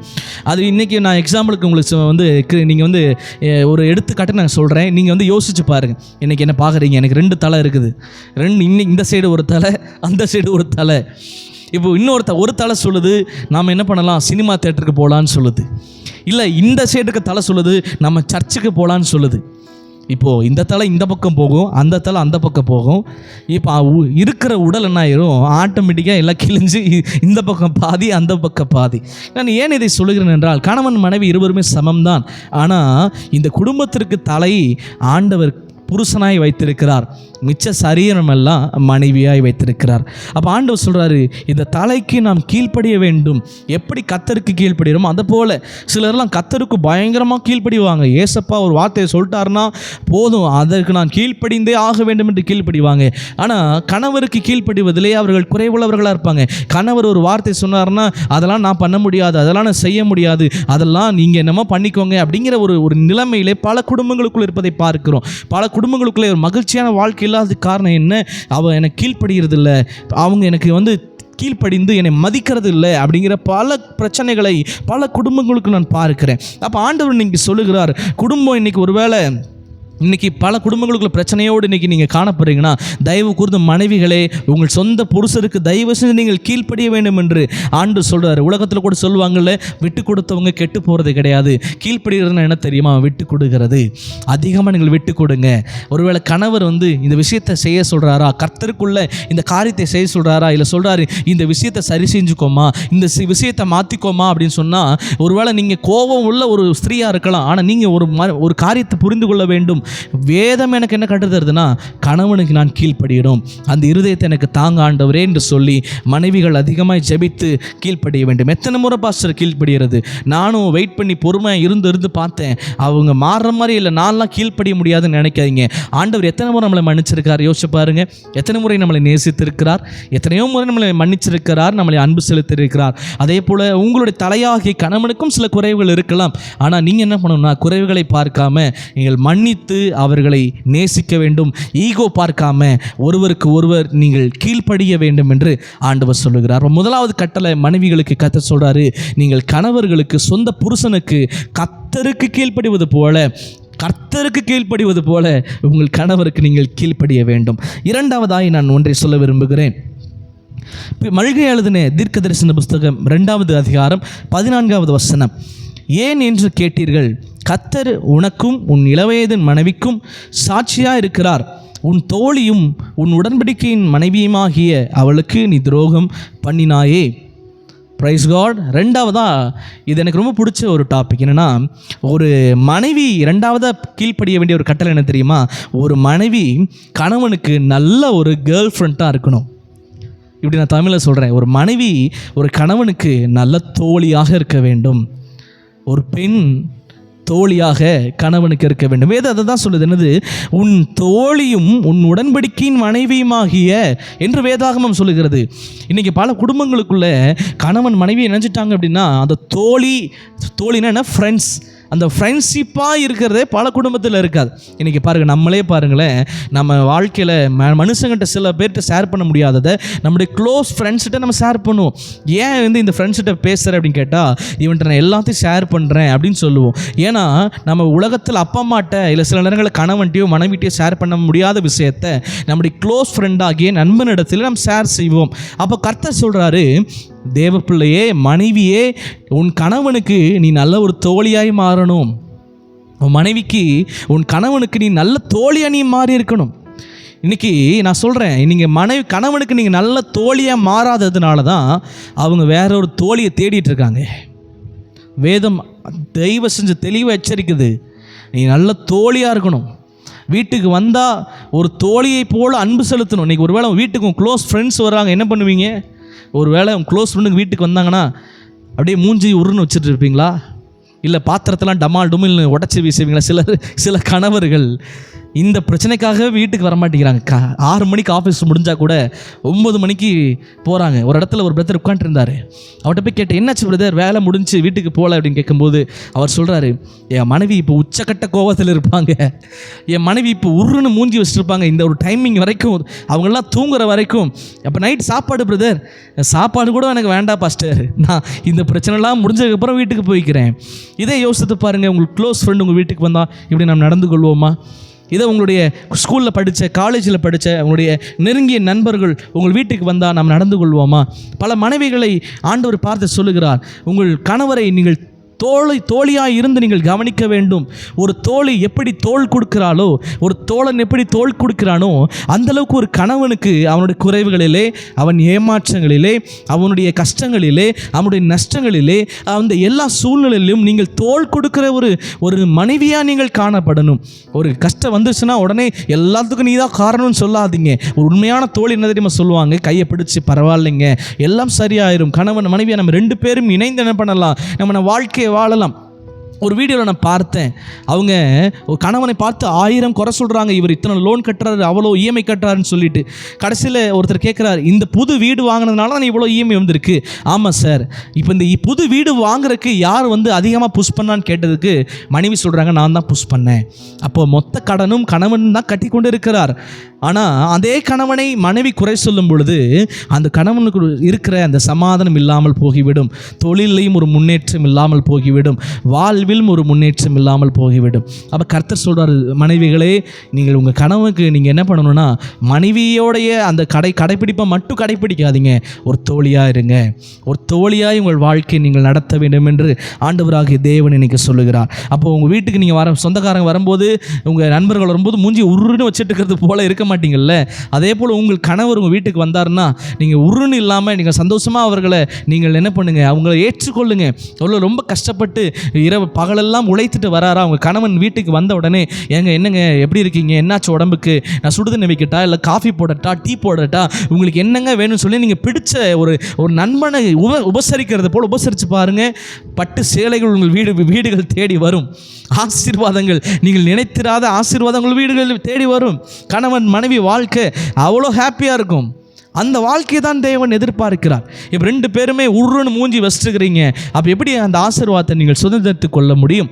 கணவன் மனைவி இருவருமே தேவ சித்தத்தை செய்யாமல் 2 பேருக்குள்ளும் சமாதானத்தில் இருந்திருக்கும் போது எப்படி ஆசீர்வதிக்க முடியும்? அப்போ கர்த்தர் இன்னைக்கு தெளிவாக சொல்கிறாரு, ஒரு சமாதானமுள்ள ஒரு வாழ்க்கையை நீங்கள் வாழ வேண்டும் என்றால் மனைவி ஒரு தோழியாய் மாற வேண்டும். கணவனுடைய எல்லா கஷ்டத்திலும் நெருக்கத்திலும் தோள் கொடுத்து தைரியப்படுத்தி அவர்களுக்கு ஜெபம் பண்ணி அவர்களுக்கு நல்ல ஆலோசனை சொல்லி அவர்களுக்காக நீங்கள் துணையாக இருக்க வேண்டும் என்று ஆண்டவராகிய தேவன் விரும்புகிறார். இப்படிப்பட்ட ஒரு வாழ்க்கை வாழ்ந்தாதான் உங்கள் குடும்பம் ஆசீர்வாதமான மகிழ்ச்சியான குடும்பமாக இருக்கும். அடுத்து 3வது, மனைவிகளுக்கு ஆண்டவர் சொல்லுகிற ஒரு கட்டளை. நான் வாசிக்கிறேன் வேத புஸ்தகத்தை, நீதிமொழிகள் புஸ்தகம் 31வது அதிகாரம், அதில் 27 வசனம் அழகாய் சொல்லுகிறது, அவள் சோம்பலின் அப்பத்தை புசியாமல் தன் வீட்டு காரியம் எப்படி நடக்கிறது என்று கண்ணோக்கமாய் இருக்கிறாள். ஆமேன். எனக்கு அன்பான தேவஜனமே, மனைவிகளுக்கு ஆண்டவர் 3வது ஒரு கட்டளை கொடுக்கிறார். மனைவிகள் வீட்டை சிறப்பாய் நிர்வாகம் பண்ணுகிறவர்களாக இருக்க வேண்டும். நீங்கள் நினைக்கலாம், இல்லைங்க வீட்டுக்காரர் தான் சம்பாரிச்சு வராரு, அவர் தான் வீட்டெல்லாம் பார்த்துக்கிறாரு, நான் என்ன பண்ணுவேன்னா வீட்டு வேலையெல்லாம் பார்த்துக்குவேன் அப்படின்னு நீங்கள் சொல்லக்கூடாது. மனைவிகள் கையில் தான் வீட்டை கர்த்தர் கொடுத்துருக்கிறார். பைபிள் சொல்லுது, புத்தி உள்ள ஸ்திரீ தான் வீட்டை கட்ட முடியும். வீடு கட்டுறதுக்கான ரீசன் என்ன? மனைவியால் தான் ஒரு குடும்பம் கட்டப்பட முடியும். கணவன் என்ன பண்ண முடியாதுன்னா ஒரு குடும்பத்தை கட்டி எழுப்ப முடியாது. வீட்டை நிர்வாகம் பண்ணுகிற திறமை கணவர்களுக்கு கிடையாது. அவர்கள் இஷ்டத்துக்கு செலவு பண்ணுவாங்க, இஷ்டத்துக்கு என்ன வேணால் பண்ணுவாங்க. ஆனால் மனைவிகள் தான் ஒரு குடும்பத்தினுடைய கட்டுமான பொறுப்பாளர்கள். அவர் கர்த்தர் சொல்கிறாரு, நீங்கள் குடும்பத்தை சரியாக நிர்வாகம் பண்ணணும். உங்கள் கணவன் ஒருவேளை 10,000 ரூபாய் சம்பாதிக்கிறாரா, அந்த 10,000 ரூபாயிலே குடும்பத்தை நடத்த தெரியணும். இதை சொன்னால் எல்லோரும் கோவப்படுவீங்க. 10,000 ரூபாய் எப்படி பாஸ்டர்? சரி சொல்கிறேன், வெறும் 10,000 ரூபாயை உங்கள் கணவன் கொடுக்குறாரா, அந்த 10,000 ரூபாயில் ஃபஸ்ட்டு நீங்கள் என்ன பண்ணணும்? முதலாவது சம்பளத்தை வாங்கின உடனே தேவனுக்கென்று ஃபஸ்ட்டு எடுத்து வைக்கணும். அதுதான் ஆசீர்வாதம். நம்மளாம் என்ன பண்ணுவோம், எல்லாம் செலவு பண்ணி முடிச்சுட்டு மிச்ச மீதியை ஆண்டவருக்காக கொடுப்போம். தேவனுக்கு ஃபஸ்ட்டு முதலாவது ப்ரையாரிட்டி கொடுத்து பழகுங்க. முதலாவது தேவனுடைய ராஜ்யத்தையும் நீதியும் தேடுங்கள், அப்பொழுது இவைகளெல்லாம் கூட கொடுக்கப்படும் பைபிள் சொல்லுது. இன்றைக்கி பாருங்கள், ஆண்டவர் ஒரு 10,000 ரூபா சேலரி கணவர் வாங்கிட்டு வந்துட்டு உங்கள் கையில் கொடுத்துட்டாரு. இப்போ நீங்கள் என்ன பண்ணணும்? ஃபஸ்ட்டு அந்த 10,000 ரூபாயில் தேவனுக்கு கொடுக்க வேண்டிய ஒரு பகுதி எடுத்து வச்சுட்டு செலவு போக மீதத்தை எடுத்து வைக்கக்கூடாது. இது ரொம்ப இம்பார்ட்டண்ட். சிலர்லாம் என்ன பண்ணுவாங்க, 10,000 ரூபா சேலரி வாங்கின உடனே இல்லை 25,000 ரூபா சேலரி வாங்கின உடனே ஆண்டவருக்கு எடுத்து வச்சுருவாங்க. ஓகே. ஆனால் என்ன பண்ணுவாங்க, எல்லா செலவுக்கும் செலவு பண்ணிடுவாங்க. இஎம்ஐ கட்டுறது, அதை பண்ணுறது, இதை பண்ணுறது, இந்த பொருள் வாங்குறது, அந்த பொருள் வாங்குறதுன்னு எல்லாம் செலவு பண்ணிட்டு கடைசியில் பட்டால் வெறும் 1000 ரூபா இருக்கும். அந்த 1000 ரூபாயும் சேமிக்க முடியாமல் அடுத்த 10 நாள் அந்த 1000 ரூபா வச்சு ஓட்டிகிட்டு இருப்பாங்க. ஆண்டவர் சொல்கிறாரு, அந்த பெண்களுக்கு தான் அந்த நிர்வாக திறமையை கர்த்தர் கொடுத்திருக்கிறார். அந்த 10,000 ரூபா சேலரியாக இருந்தாலும் சரி, 20,000 ரூபா சேலரியாக இருந்தாலும் சரி, முதலாவது நீங்கள் என்ன பண்ண வேண்டும் என்றால் கர்த்தருக்கு எடுத்து வைத்த பின்பு சேமித்து விட்டு அப்புறம் செலவு செய்யணும். நீங்கள் ஒன்றை நான் கற்றுத்தருகிறேன் உங்களுக்காக.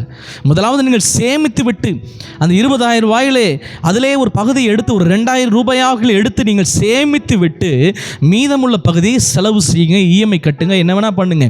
இந்த சேமிப்புங்கிற ஒரு காரியம் இல்லாது இருக்கிறதுனால தான் பல குடும்பங்களுக்குள்ள பிரச்சனை. இந்த சேமிப்பை முதலாவது யார் செய்யணும்னா மனைவிகள் தான் செய்யணும்.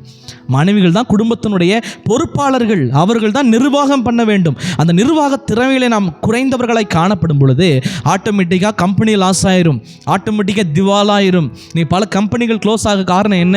நிர்வாக திறமை இல்லாமல் இருப்பதனால தான்.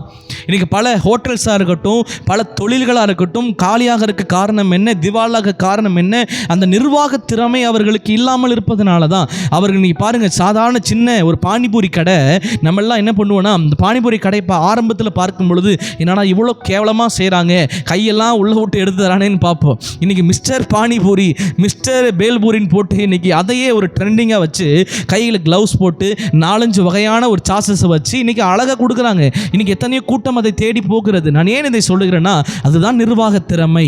அந்த நிர்வாக திறமை நம் குடும்பத்தில் இருக்க வேண்டும். அது யாருக்கு இருக்கணும்னா, மனைவிகளை உங்களுக்கு இருக்க வேண்டும்.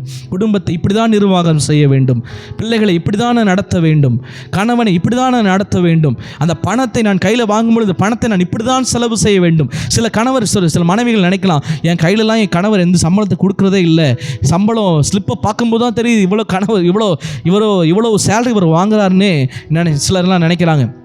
சில கணவர்களையும் நம்ம சொல்ல முடியாது. ஏன்னா சில மனைவிகள் கையில் ஒரு 500 ரூபா கொடுத்தா அன்னைக்கே செலவு பண்ணிடுவாங்க.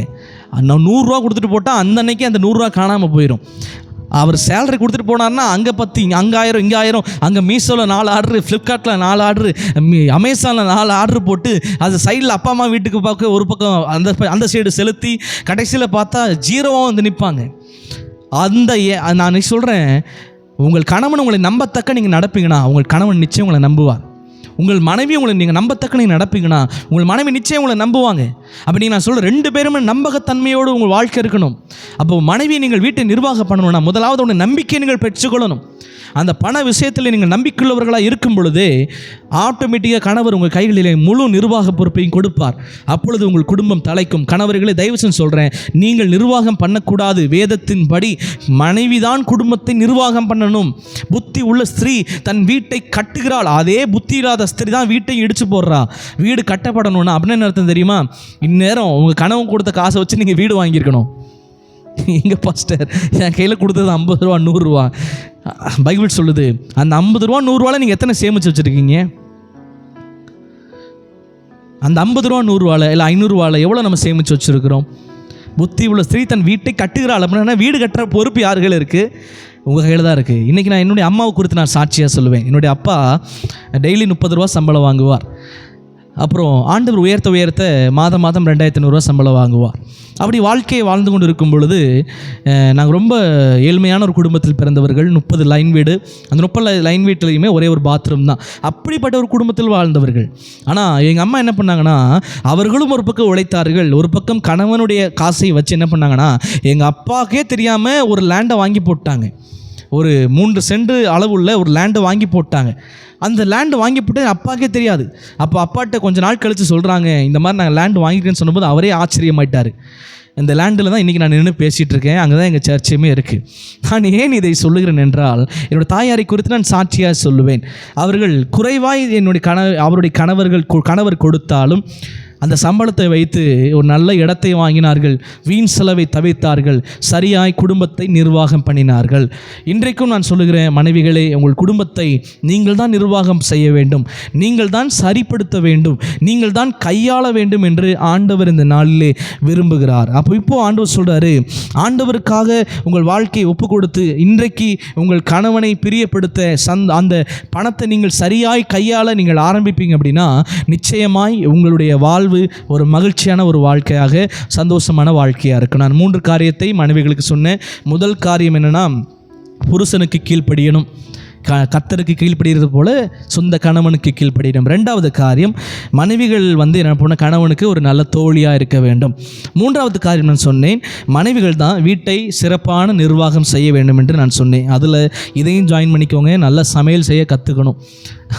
நல்ல சமையல் செய்ய கற்றுக்கொள்ள வேண்டும். நல்லா கரெக்டாக அளவு உப்பு போட்டு வீட்டிலேயே நீங்கள் திருமணத்துக்கு முன்பதாகவே சமையல் செய்கிறத கற்றுக்குவோம். பல குடும்பத்தில் இதுவும் பிரச்சனை. பாஸ்டர், எங்கள் வீட்டில் என் மனைவி சமையலே ஒழுங்காக செய்கிறதில்ல, நல்ல சாப்பாடு சாப்பிட்டே பல வருடம் ஆச்சு, கடைசியில் ஹோட்டல் ஃபுட்டு தான் சாப்பிட்றேன்னு சொல்லி பல குடும்பங்களுக்குள்ள பிரச்சனை. தயவு செஞ்சு ஆண்டவர் சொல்லுகிறார், நீங்கள் சமையல் செய்கிறதுலையும் நீங்கள் பெண்கள் தேறினவர்களாய் காணப்பட வேண்டும்.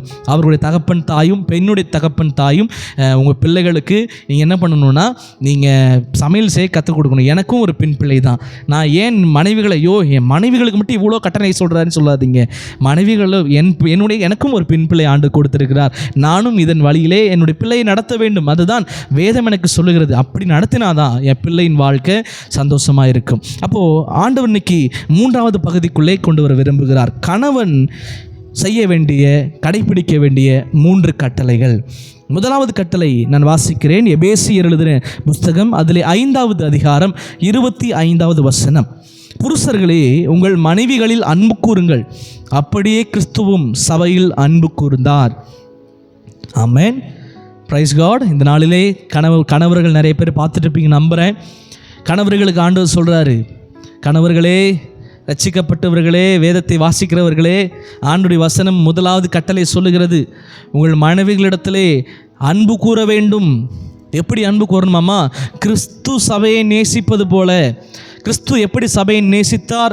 தன் சொந்த சரீரத்தை என்று பாராமல் இரத்தத்தையே சிந்தி ஜீவனை கொடுத்து, இப்படி சொல்கிறேன், உயிருக்குயிரான் நேசித்தார், உயிருக்குயிரான் நேசித்தார். அப்போ மனைவிகளுக்கு கணவர்கள் செய்ய வேண்டிய முதல் கட்டளை என்ன தெரியுமா? வேதம் சொல்லுகிறது, உங்கள் மனைவியை நீங்கள் ரொம்ப நேசிக்கணும், ரொம்ப நேசிக்கணும். ஆண்டவர் தான் சொல்லுகிறார். ஆண்டவர் எப்படி சபையை நேசிக்கிறாரோ அந்த மாதிரி நீங்கள் நேசிக்க வேண்டும் என்று ஆண்டவர் இன்னைக்கு சொல்லுகிறார். சிலுவையிலே உயிரை கொடுத்தாரே சபைக்காகவே, அந்தது போல நீங்கள் மனைவிக்கு உயிரை கொடுத்து நீங்கள் நேசிக்கணும். ஆண்டவர் அதை விரும்புகிறார். அப்போ நீ ஆண்டவர் சொல்கிறார். சிலர்லாம் பாருங்களேன், மனைவி சாப்பாட்டில் கொஞ்சமாக உப்பு அதிகமாக போட்டுட்டா போதும், இல்லை சாப்பாட்டில் ஒரே ஒரு முடியை பார்த்துட்டா போதும், தட்டு பறக்கும். இப்போ அந்த ஏலியன் ஷிப்லாம் பார்த்துருக்கீங்களா? அந்த பறக்கும் தட்டுன்னு சொல்லி சில வீடுகளுக்குள்ள நடக்கும்.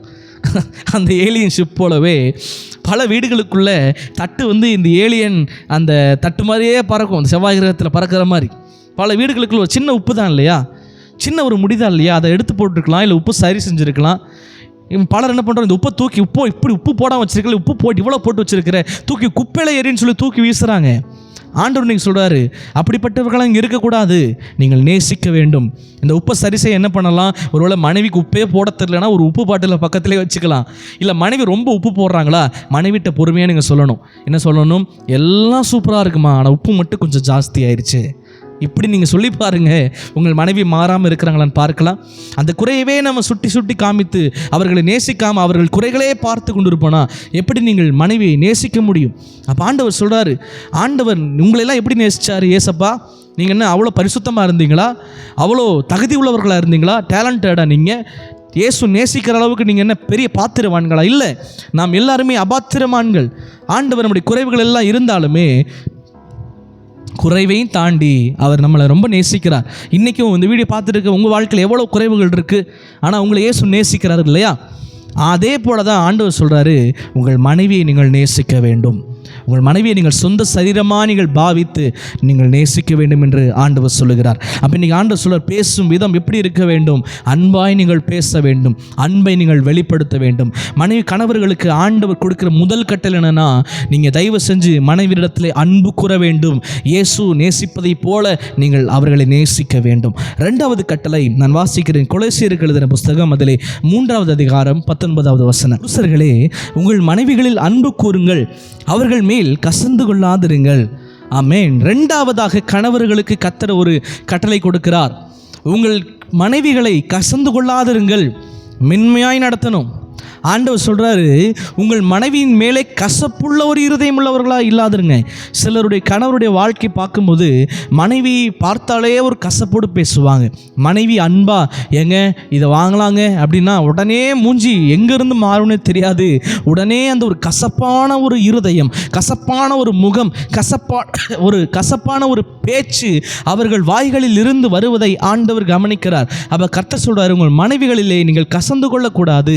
அப்போ ஆண்டவர் மென்மையாக நடத்த வேண்டும். நீ பல கணவர்களை பார்க்கும்போது நீங்கள் மனைவிகளெல்லாம் போட்டு அடின்னு அடிக்கிறாங்க, போட்டு பயங்கரமாக அடிக்கிறாங்க. இன்னைக்கு சில குடும்பங்கள்லாம் பார்க்கும்போது மனைவிகளை பார்க்கும்போது ரொம்ப பாவமாக இருக்கும். ஆனாலும் மனைவி குறைய சொல்ல முடியாது. கல்லானாலும் புருஷன் அப்படிங்கிற மாதிரி கல்லையே வச்சு அவர் அடித்தாலும் போட்டு ரத்தம் சிந்த அன்னைக்கு ஒருத்தர் ரோட்டில் மனைவியை போட்டு அடிக்கிறார்.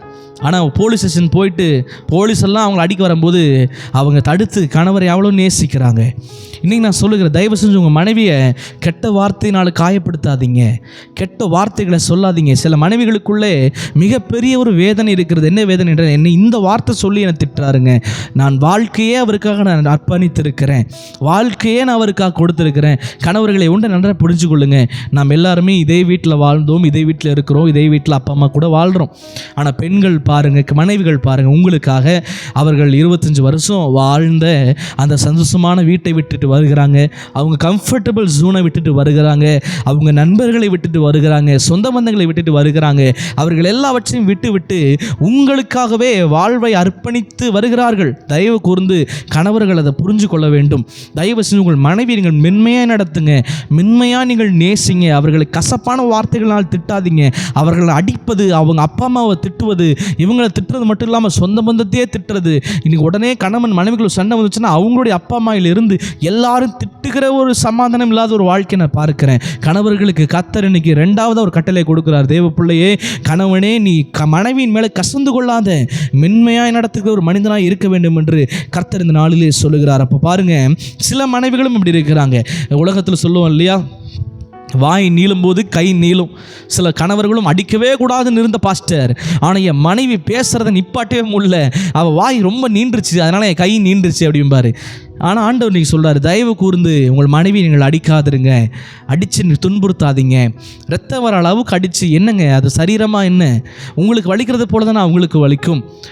வசனம் அதானே சொல்லுகிறது, உன்னை நேசிப்பது போல உன் பிறரை நேசி. அப்படின்னா என்ன? உனக்கு வலிக்கிறது மாதிரி தான் அவங்களுக்கு வலிக்கும். உனக்கு கண்ணீர் வேதனை வலி இருக்கிறது போல தான் அவங்களுக்கு இருக்கும். கணவர்கள் தயவு கூர்ந்து மனைவியை சொந்த சரீரமாய் பாருங்கள். உங்களுக்கு இருக்கிற அதே வேதனை போல் அவர்களுக்கும் இருக்கு என்று நீங்கள் புரிந்து கொண்டு மனைவியிடத்தில் கசந்து கொள்ளாமல் நீங்கள் தயவு கூர்ந்து அன்பு செலுத்துங்க. ஏன்னா மனைவியை நான் சொல்கிறேன், மனைவி அடிக்கிறவன் செத்த பாம்பு அடிக்கிறதுக்கு சமம்.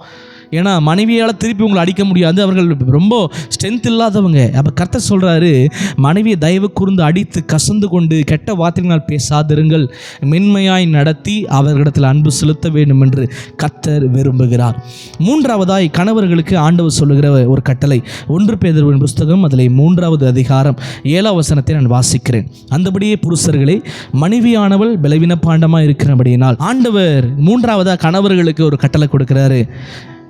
மனைவியானவள் பலவீனமானவள் ஆதலால் 3வது கட்டளைனா மனைவியுடைய பலவீனத்திலே பரிவு காட்ட வேண்டும். கணவர்களே, உங்கள் மனைவி ரொம்ப பலவீனமானவங்க தானே.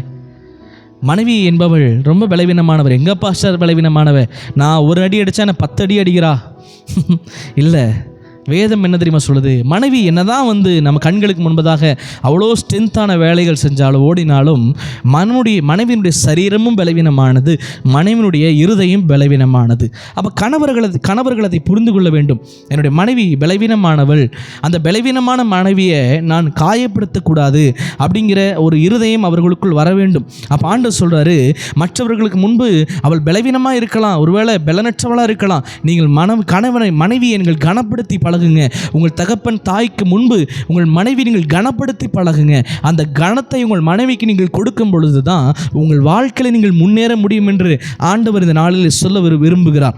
அப்போ ஆண்டவர் சொல்றாரு, இன்றைக்கு ஒருவேளை பல பிரச்சனைகளோடு பல போராட்டங்களோடு இருக்கிற உங்கள் வாழ்க்கை இருக்குமானால் கணவர்கள் ஒன்றை புரிந்து கொள்ள வேண்டும். மனைவியுடைய பலவீனத்தை நன்றாக புரிஞ்சு கொள்ளணும். அவங்களுக்கு வேதனைகள் இருக்கும், அவர்களுக்கு வலிகள் இருக்கும். பாருங்கள், மனைவிகளை சிலர்லாம் மிஷின் போல் யூஸ் பண்ணுவாங்க. வாஷிங் மிஷின் கூட கொஞ்சம் நேரம் நிற்கும். ஆனால் மனைவிகளை சிலர்லாம் ரொம்ப வேலை செய்ய சொல்லி டார்ச்சர் பண்ணுவாங்க. சில கிராமங்களில் வசிக்கிற சில மனைவிகள்லாம் ரொம்ப பாவமாக இருப்பாங்க. அவங்களுடைய அப்பா அம்மாவும் ரொம்ப அதை பண்ணணும், இதை பண்ணணும், இந்த வீட்டை க்ளீன் பண்ணணும், அந்த வீட்டை க்ளீன் பண்ணணும், அப்புறம் சாப்பிடுவதற்கே அவங்களுக்கு டைம் இருக்காது. அதை நீங்கள் புரிந்து கொள்ளணும். நீங்கள் நினைக்கிறீங்க நம்ம தான் வேலைக்கு போயிட்டு வரோம், மனைவியெல்லாம் இங்கே ஜாலியாக இருக்கிறாங்கன்னு நினைக்கக்கூடாது. இங்கே உங்கள் துணியை துவைச்சி போட்டு எல்லாத்தையும் க்ளீன் பண்ணி வைக்கிறக்குள்ள அதை விட பெரிய வேலை அவங்களுக்கு இருக்குது. அப்போ நீங்கள் புரிந்து கொள்ளணும், மனைவிகள் பலவீனமாக இருக்கிறபடினாலே அந்த மனைவியினுடைய பலவீனத்தை நான் புரிந்து கொண்டு நடக்க வேண்டும். அதுதான் ரொம்ப இம்பார்ட்டன்ட். நான் பலவீனமாக இருக்கிறா மனைவி பாவம் சொல்கிறத விட மனைவிகளிடத்திலிருந்து எதிர்பார்ப்பு என்னவென்றால், நானும் கஷ்டப்படுறேன் அப்படிங்கிறத என் கணவன் புரிஞ்சுக்கணுங்கிறத அவர்கள் விரும்புகிறார்கள். அப்போ ஆண்டவர் இன்னைக்கு சொல்லுகிறார், கணவர்களே, இந்த 3 காரியங்கள் நீங்கள் கீழ்ப்படியணும். முதலாவது என்னன்னா, உங்கள் மனைவி நீங்கள் ரொம்ப நேசிக்கணும். 2வது, உங்கள் மனைவியின் மேலே கசந்து கொண்டு இருக்காதபடி மென்மையான வார்த்தைகளால் பேசணும். 3வது, உங்கள் மனைவி பலவீனமான ஒரு சரீரம் உடையவள் என்பதை நீங்கள் புரிந்து கொண்டு அந்த புரிதலோடு நடக்க வேண்டும் என்று ஆவியானவர் இந்த நாளில் விரும்புகிறார். அப்போ கர்த்தர் இன்னைக்கு சொல்றார், தேவ பிள்ளைகளே, இந்த 10 கட்டளைகளை நீங்கள் கீழ்ப்படியும் பொழுது உங்கள் குடும்பம் நிச்சயம் ஒரு குட்டி பரவலோகமாக இருக்கும். நான் சொல்கிறேன், கணவன் மனைவி 2 பேரும் சேர்ந்துட்டு ஃபஸ்ட்டு நீங்கள் என்ன பண்ணுறீங்க? 2 பேர் சேர்ந்துட்டு ஒருத்தரை குறையவே பார்க்கல, ஒருத்தர் உள்ளபடி நேசிச்சிட்டிங்க, ரொம்ப ஹாப்பியாக இருப்பீங்க. ரெண்டாவது பார்க்குறீங்க, 2 பேரும் இம்பார்ட்டன்ஸ் கொடுக்க ஆரம்பிச்சிட்டிங்க. இன்னையிலேருந்து இந்த மெசேஜை கேட்டதுலேருந்து இனிமேல் என் மனைவி என் கணவன் சொல்லி ஒரு பெரிய இம்பார்ட்டன்ஸ் கொடுக்க ஆரம்பிச்சிட்டிங்க. வாழ்க்கை ஹாப்பியாக இருக்கும். மூன்றாவது, ஒருவர் இன்னைக்கு பிரியப்படுத்த ஆரம்பிச்சிட்டிங்க. இன்றைக்கி இந்த ப்ரேயரை கேட்ட உடனே இன்றைக்கே ஒரு சர்ப்ரைஸ் என் மனைவியை பண்ணணும், கணவனை பண்ணணும்னு சொல்லிட்டு அப்படியே ஒரு சர்ப்ரைஸோடு போய் நிற்கிறீங்க. ரொம்ப உங்கள் வாழ்க்கை ஹாப்பியாக இருக்கும். நான்காவது, நீங்கள் முடிவு பண்ணிட்டுவீங்க, கணவன் மனைவி இனிமேல் எந்த சூழ்நிலை வரட்டுப்பா, யார் என்ன சொன்னாலும் சரி, யாருக்காக நம்ம பிரிஞ்சிருக்கக்கூடாது. நம்ம 2 பேரே சண்டை போட்டாலும் பிரிவு என்பதை நம்ம முடிவே பண்ணக்கூடாது. நாங்கள் அடிச்சுக்கிட்டா கூட நான் அம்மா வீட்டுக்கோ, நீ அம்மா வீட்டுக்கோ, நான் அப்பா வீட்டுக்கோ போகக்கூடாது. நாங்கள் 2 பேரும் ஒற்றுமையாக இருக்க வேண்டுங்கிற ஒரு முடிவு எடுத்து பாருங்கள். உங்கள் லைஃப் ரொம்ப ரொம்ப ஹாப்பியாக இருக்கும். அடுத்து, கணவர்கள் முடிவெடுங்க. என்ன முடிவெடுக்கணும்னா, மனைவிகள் முதலாவது முடிவெடுக்கணும். என்ன முடிவெடுக்கணும்னா, இனிமேல் என் புருஷனுக்கு நான் கீழ்ப்படிவேங்க. இனிமேல் எங்கள் வீட்டுக்காரர் வாக்கு தான் எனக்கு வேத வாக்கு, ஆண்டவருக்கு அடுத்து என் வீட்டுக்கார் சொல்றதான் நான் கேட்பேன் அப்படிங்கிற ஒரு இருதயம் வரணும். மனுஷங்க வாக்கை கேட்காதீங்க. உன் மனைவி உன்னோட புருஷன் அடிச்சுட்டாரா, நீ திரும்ப போய் இன்னொரு அடின்னு சொல்கிற மனுஷனை கேட்காதீங்க. நான் சொல்கிறேன், கணவன் எப்போ ஒரு குடும்ப சந்தோஷமாக இருக்கும்னா, படைத்தவரிடத்துல குறைவுகள் வரும்போது போனாதான். இன்றைக்கி இந்த மொபைலை ஒரு கிரியேட் பண்ண ஒரு கம்பெனி இருக்குது. மொபைலை கிரியேட் பண்ண கம்பெனிகிட்ட போனால் தான் இதோடைய குறைவுகள் தெரியும். இதை கொண்டு போயிட்டு மெக்கானிக் ஷாப்பில் கொடுத்து இதை ரெடி பண்ணி சொன்னால் என்ன பண்ணுவான், இருக்கிறத நோண்டி விட்டு போயிடுவான். சரியான மொபைல் ஷாப்பில் கொடுத்தா தான் என்ன ஃபால்ட்டோ சரி செய்வான். இன்னைக்கு கணவன் மனைவி இணைத்தது தேவன். அந்த தேவன்ட்டு நீங்கள் போனால் தான் என்ன குறைவோ அதை சரி செய்ய முடியும். அப்போது மனைவிகள் ஒன்றை புரிஞ்சுக்கொள்ளணும், கணவனை கீழ்ப்படிந்து கணவனுக்கு அன்பு செலுத்தி நீங்கள் நடக்க வேண்டும். உங்கள் லைஃப் ரொம்ப ஹாப்பியாக இருக்கும். ரெண்டாவது, மனைவிகளோடு நல்ல ஒரு தோழியாய் மாற வேண்டும். உங்கள் லைஃப் ரொம்ப ரொம்ப பியூட்டிஃபுல்லாக இருக்கும். அடுத்து, மூன்றாவது, மனைவிகள் ஏதோ நான் மனைவியாக வாழ்கிறேன் போகிறேன் மட்டும் இல்லாமல் வீட்டை நிர்வாகம் செய்ய வேண்டும். இன்னையிலிருந்து நான் ஏதோ தூங்கினேன், எந்திரிச்சேன், சாப்பிட்டேன், வேலைக்கு போனேன், பிள்ளைகளை பார்த்துக்கிட்டேன் மாத்திரம் இல்லாமல் ஒரு குடும்பத்தை நிர்வாகம் செஞ்சு அவர்கள் முன்னேறுகிறதுக்கு ஒரு நல்ல ஒரு உறுதுணையாக இருந்து குடும்பத்தின் தலையாக இருக்கிற ஒரு கணவனுக்கு ஒரு துணையாக இருந்து நடத்த வேண்டும் என்று ஆண்டவர் இன்னைக்கு விரும்புகிறார். அப்போது கணவர்களுக்கு ஆண்டவர் சொல்கிற ஒரு கட்டளை என்னென்னா, மனைவியிடத்தில் ரொம்ப அன்பு செலுத்துங்க. உங்கள் சொந்த சரீரத்தை நேசிப்பது போல அன்பு செலுத்துங்க. சபையை கிறிஸ்து நேசிப்பது போல உயிரை கொடுத்து நேசிங்க. ரொம்ப அன்பு செலுத்துங்க. உங்கள் வாழ்க்கை உங்கள் மனைவி எடுத்து அன்பு செலுத்தினாலே மனைவி உங்கள்கிட்ட சண்டை போட மாட்டாங்க, பிரச்சனை இருக்காது, எல்லாம் தவிர்த்து விடலாம், ஹாப்பியாக வாழலாம். அடுத்து, ரெண்டாவது ஆண்டு சொல்லுகிறார், மென்மையாக நடத்துங்க, கசந்து கொள்ளாதீங்க. கசந்து பேசி, கெட்ட வார்த்தையில் பேசி, அடித்து துன்புறுத்தி அந்த வேலையை செய்யாதபடி இன்றைக்கு விட்டு அன்பாய் பேசி அரவணைத்து அன்பு செலுத்துங்கள். கர்த்தர் உங்களை ஆசீர்வதிப்பார். மூன்றாவது, பலவீனத்திலே பரிவு காட்டுங்க. அவங்க பலவீனமானவர்கள், அவர்கள் பலவீனமான சரீரத்தை உடையவங்களாக இருக்கிறாங்க. அவங்கள நம்ம துன்பப்படுத்தக்கூடாது, காயப்படுத்தக்கூடாது அப்படிங்கிற ஒரு இருதயத்தோட அவங்க பலவீனத்தெல்லாம் புரிஞ்சு கொண்டு நீங்கள் அன்பு செலுத்தி வாழும் பொழுது உங்கள் வீடு நரகமாக இருக்காது, குட்டி பரலோகமாக இருக்கும். ரொம்ப ஹாப்பியாக இருப்பீங்க, ரொம்ப சந்தோஷமாக இருப்பீங்க. ஆண்டவர் அந்த சந்தோஷத்தை தான் விரும்புகிறாருங்க. குடும்பம் சோர்ந்து போய் கஷ்டத்திலே, கவலையிலே, வியாதியிலே இருப்பதை ஆண்டவர் விரும்பவில்லை. இந்த கணவன் மனைவி 2 பேருமே சந்தோஷமாக வாழ்ந்துட்டாலே, மூணாவது ஒரு ஆள் இருக்கார். யார்? உங்கள் பிள்ளைங்க. ஆட்டோமேட்டிக்காக அந்த பிள்ளைங்க கர்த்தருக்குள் சந்தோஷமாக வளருவாங்க. கணவன் மனைவி 2 பேரும் இணைந்து இந்த 10 கட்டளைகளுக்கு கீழ்ப்படிஞ்சு பிள்ளைகளுக்கு முன்பாக சாட்சியாக வாழ்ந்துட்டிங்கன்னா உங்கள் பிள்ளைகளுக்கு போய் டீச் பண்ண வேண்டிய அவசியம் கிடையாது. ஆட்டோமேட்டிக்காக சர்ச்சுக்கு வருவான், ஆட்டோமேட்டிக்காக ஜெபம் பண்ணுவா, ஆட்டோமேட்டிக்காக பைபிளை வாசிப்பா, ஆட்டோமேட்டிக்காக வேதத்தை எடுத்து படிப்பா, ஆட்டோமேட்டிக்காக ஜெபம் பண்ணுவா, ஆண்டவரை தேடுவா. அதற்கு நான் முன்மாதிரியாக இருக்க வேண்டும் என்று ஆண்டவர் விரும்புகிறார். ஒரு தேவ மனுஷன் எப்படியா சொன்னார், உங்கள் பிள்ளைகளை படி ஜெபம் பண்ணு, வேத வாசின்னு சொல்லாதீங்க, வேதம் வாசின்னு சொல்லாதீங்க, வேதத்தை வாசித்து காண்பீங்க. உங்கள் பிள்ளைகளை ஜெபம் என்று சொல்லாதீங்க, உங்களுக்கு பிள்ளைகளுக்கு முன்மாதிரியாக ஜெபம் பண்ணி வாழ்ந்து காமிங்க. நீங்கள் வாழ்க்கையிலே கிறிஸ்துவை வெளிப்படுத்தி காண்பீங்க. கணவன் மனைவி இருவரும் சேர்ந்து, நான் இந்த சமுதாயத்தில் இயேசுவை பிரதிபலிக்க வேண்டும், எங்கள் குடும்பம் இயேசுவை பிரதிபலித்து ஒரு சாட்சியை வாழணுங்கிற ஒரு இருதயத்தோடு கூட இன்றைக்கி நீங்கள் ஒப்புக் கொடுக்க வேண்டும். கணவன் மனைவி போய் இயேசுவை பற்றி சொல்கிறத விட, சாட்சியை சொல்கிறத விட, சாட்சியுள்ள ஜீவியத்தை வாழ்ந்து காமிங்க. அந்த சாட்சியுள்ள ஜீவியத்தை நீங்கள் வாழ்வீங்கன்னா உங்களை பார்த்து திரளான கூட்டம் ரட்சிக்கப்பட ஆரம்பிக்கும். அப்போ எனக்கு அன்பான தேவஜனமே, இன்றைக்கு இந்த வீடியோ பார்க்கிற கணவனாக இருக்கலாம், மனைவியாக இருக்கலாம், ஆண்டவர் உங்களுக்கு சொல்லுகிறார், உங்கள் குடும்ப வாழ்க்கையில் இன்றைக்கி 1000 பிரச்சனை இருக்கட்டும், 5000 பிரச்சனை இருக்கட்டும், பிரச்சனைகளெல்லாம் இன்றைக்கி தூக்கி வீசுங்க. அதையெல்லாம் ஒரு தூரத்தில் போடுங்க. ஐயோ இது நடந்துருச்சு, அன்னைக்கு இப்படி நடந்துச்சு, இப்போ நடந்துச்சு. சிலருடைய வாழ்க்கையெல்லாம் என்னைக்கோ நடந்தது இன்றைக்கு வரைக்கும் பிடிச்சிட்டு இருக்கிறோம். ஆண்டவர் இன்றைக்கி தெளிவாக சொல்லுகிறார், தயவு கூர்ந்து அதெல்லாம் மறந்து விடுங்க, அதெல்லாம் தூக்கி எறிங்க, புதிதாக லைஃப்பை ஸ்டார்ட் பண்ணுங்க, புதிதாக உங்கள் வாழ்க்கையை ஒப்பு கொடுங்க. கிறிஸ்துவுக்குள் ஒருவன் இருந்தால் புது சிருஷ்டியாக இருக்கலாம். பழையவைகள் ஒளிந்து போயின, எல்லாம் புதிதாயின. அப்போ ஆண்டவர் இன்னைக்கு சொல்கிறாரு, இன்றைக்கி உன் வாழ்க்கை புதிதாகி மாற்ற ஆண்டவர் விரும்புகிறார். இப்போ நீ என்ன பண்ணணும்னா உன் வாழ்க்கை கர்த்தருக்கு ஒப்பு கொடுங்க. கணவன் மனைவி நீங்கள் இருக்கிற இடங்களில் உங்கள் கண்களை மூடி, நான் இன்றைக்கி உங்களுக்காக ஜெபிக்க விரும்புகிற எல்லாருடைய கண்களை மூடி, பரலோக தகப்பனே, இந்த நாளிலே இந்த வீடியோ பார்க்கிற, இந்த ஜெபத்தில் இணைந்திருக்கிற ஒவ்வொரு தேவ பிள்ளைகளுக்காக நான் ஜெபிக்கிறேன். ஒருவேளை நான் இனி அந்த வாழ்க்கையை நான் வாழ விரும்புகிறேன், ஆனால் இன்றைக்கி நாங்கள் பிரிந்திருக்கிறோம், சமாதானம் இல்லாமல் இருக்கிறோம் நீங்கள் நினைப்பீங்கன்னா, ஆண்டவர் நீங்கள் சொல்லுகிறார், இன்றைக்கு உன் வாழ்க்கை நீ ஒப்புக்கொடு. உன் குடும்பத்திலே ஒரு மாற்றத்தையும் மாறுதலையும் கர்த்தர் உண்டு பண்ண அவர் வல்லவராக இருக்கிறார். இன்றைக்கும் குடும்ப வாழ்க்கையில் இணைந்து நாங்கள் கணவன் மனைவியை வாழுகிறோம், ஆனாலும் எங்களுக்குள்ள ஒரு அன்பு இல்லை, ஒரு பற்றுதல் இல்லை. 2 பேரும் ஏதோ வேலைக்கு போவோம் வருவோம் அப்படியே வாழ்கிறோம் என்ற ஒரு சந்தோஷம் இல்லாத ஒரு வாழ்க்கை வாழுகிறோம், ஒரு நிம்மதி இல்லாத ஒரு வாழ்க்கை வாழுகிறோம்.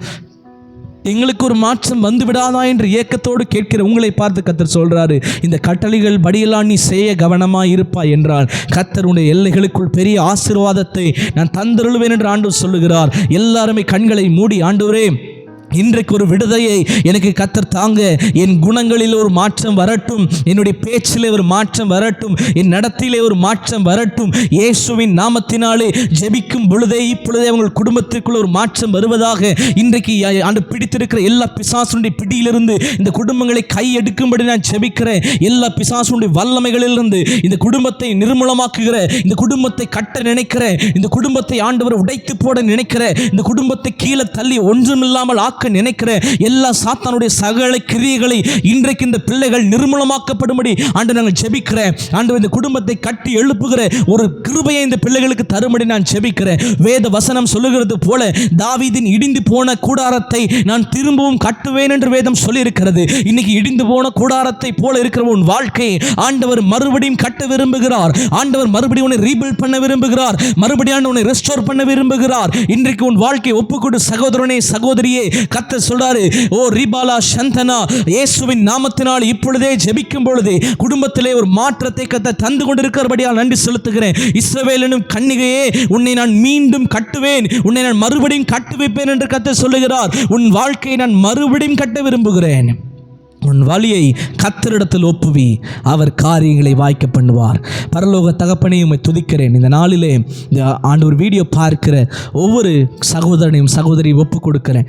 இதுவரைக்கும் பிரச்சனைகளோடு போராட்டங்களோடு வாழ்ந்த இவங்க வாழ்க்கை இனிமேல் சந்தோஷமாய் சமாதானமாய் ஆண்டவரே ஒரு சந்தோஷமுள்ள ஒரு வாழ்க்கையாக, குட்டி பரலோகமாக இவங்கள் வாழ்வு பிள்ளைகளுக்கு முன்பும் சமுதாயத்துக்கு முன்பும் சபைக்கு முன்பும் சாட்சியாய் இருக்க கர்த்தர் உதவி செய்வீராக. ஆசீர்வதிக்கிறேன். இயேசு கிறிஸ்துவின் நாமத்தில் ஜெபிக்கிறேன் எங்கள் நல்ல பிதாவே. ஆமென், ஆமென். God bless you all. உங்கள் வாழ்க்கை இந்த மாதிரி ஒப்பு கொடுங்க. சண்டை போட்டு என்னத்தை கொண்டு போக போகிறோம்? சமாதானமாய் வாழுங்க, ஒருவருக்கொருவர் அன்பு செலுத்துங்க. கிறிஸ்துவும் இப்படி செய்தாரே. குறைவுகளை பார்க்காமல் நிறைவு பாருங்கள், உங்கள் வாழ்வு நிச்சயமாய் செழித்தோங்கும், ஆசீர்வதிக்கப்பட்டிருக்கும். God bless you. கர்த்தர் உங்களை ஆசீர்வதிப்பாராக.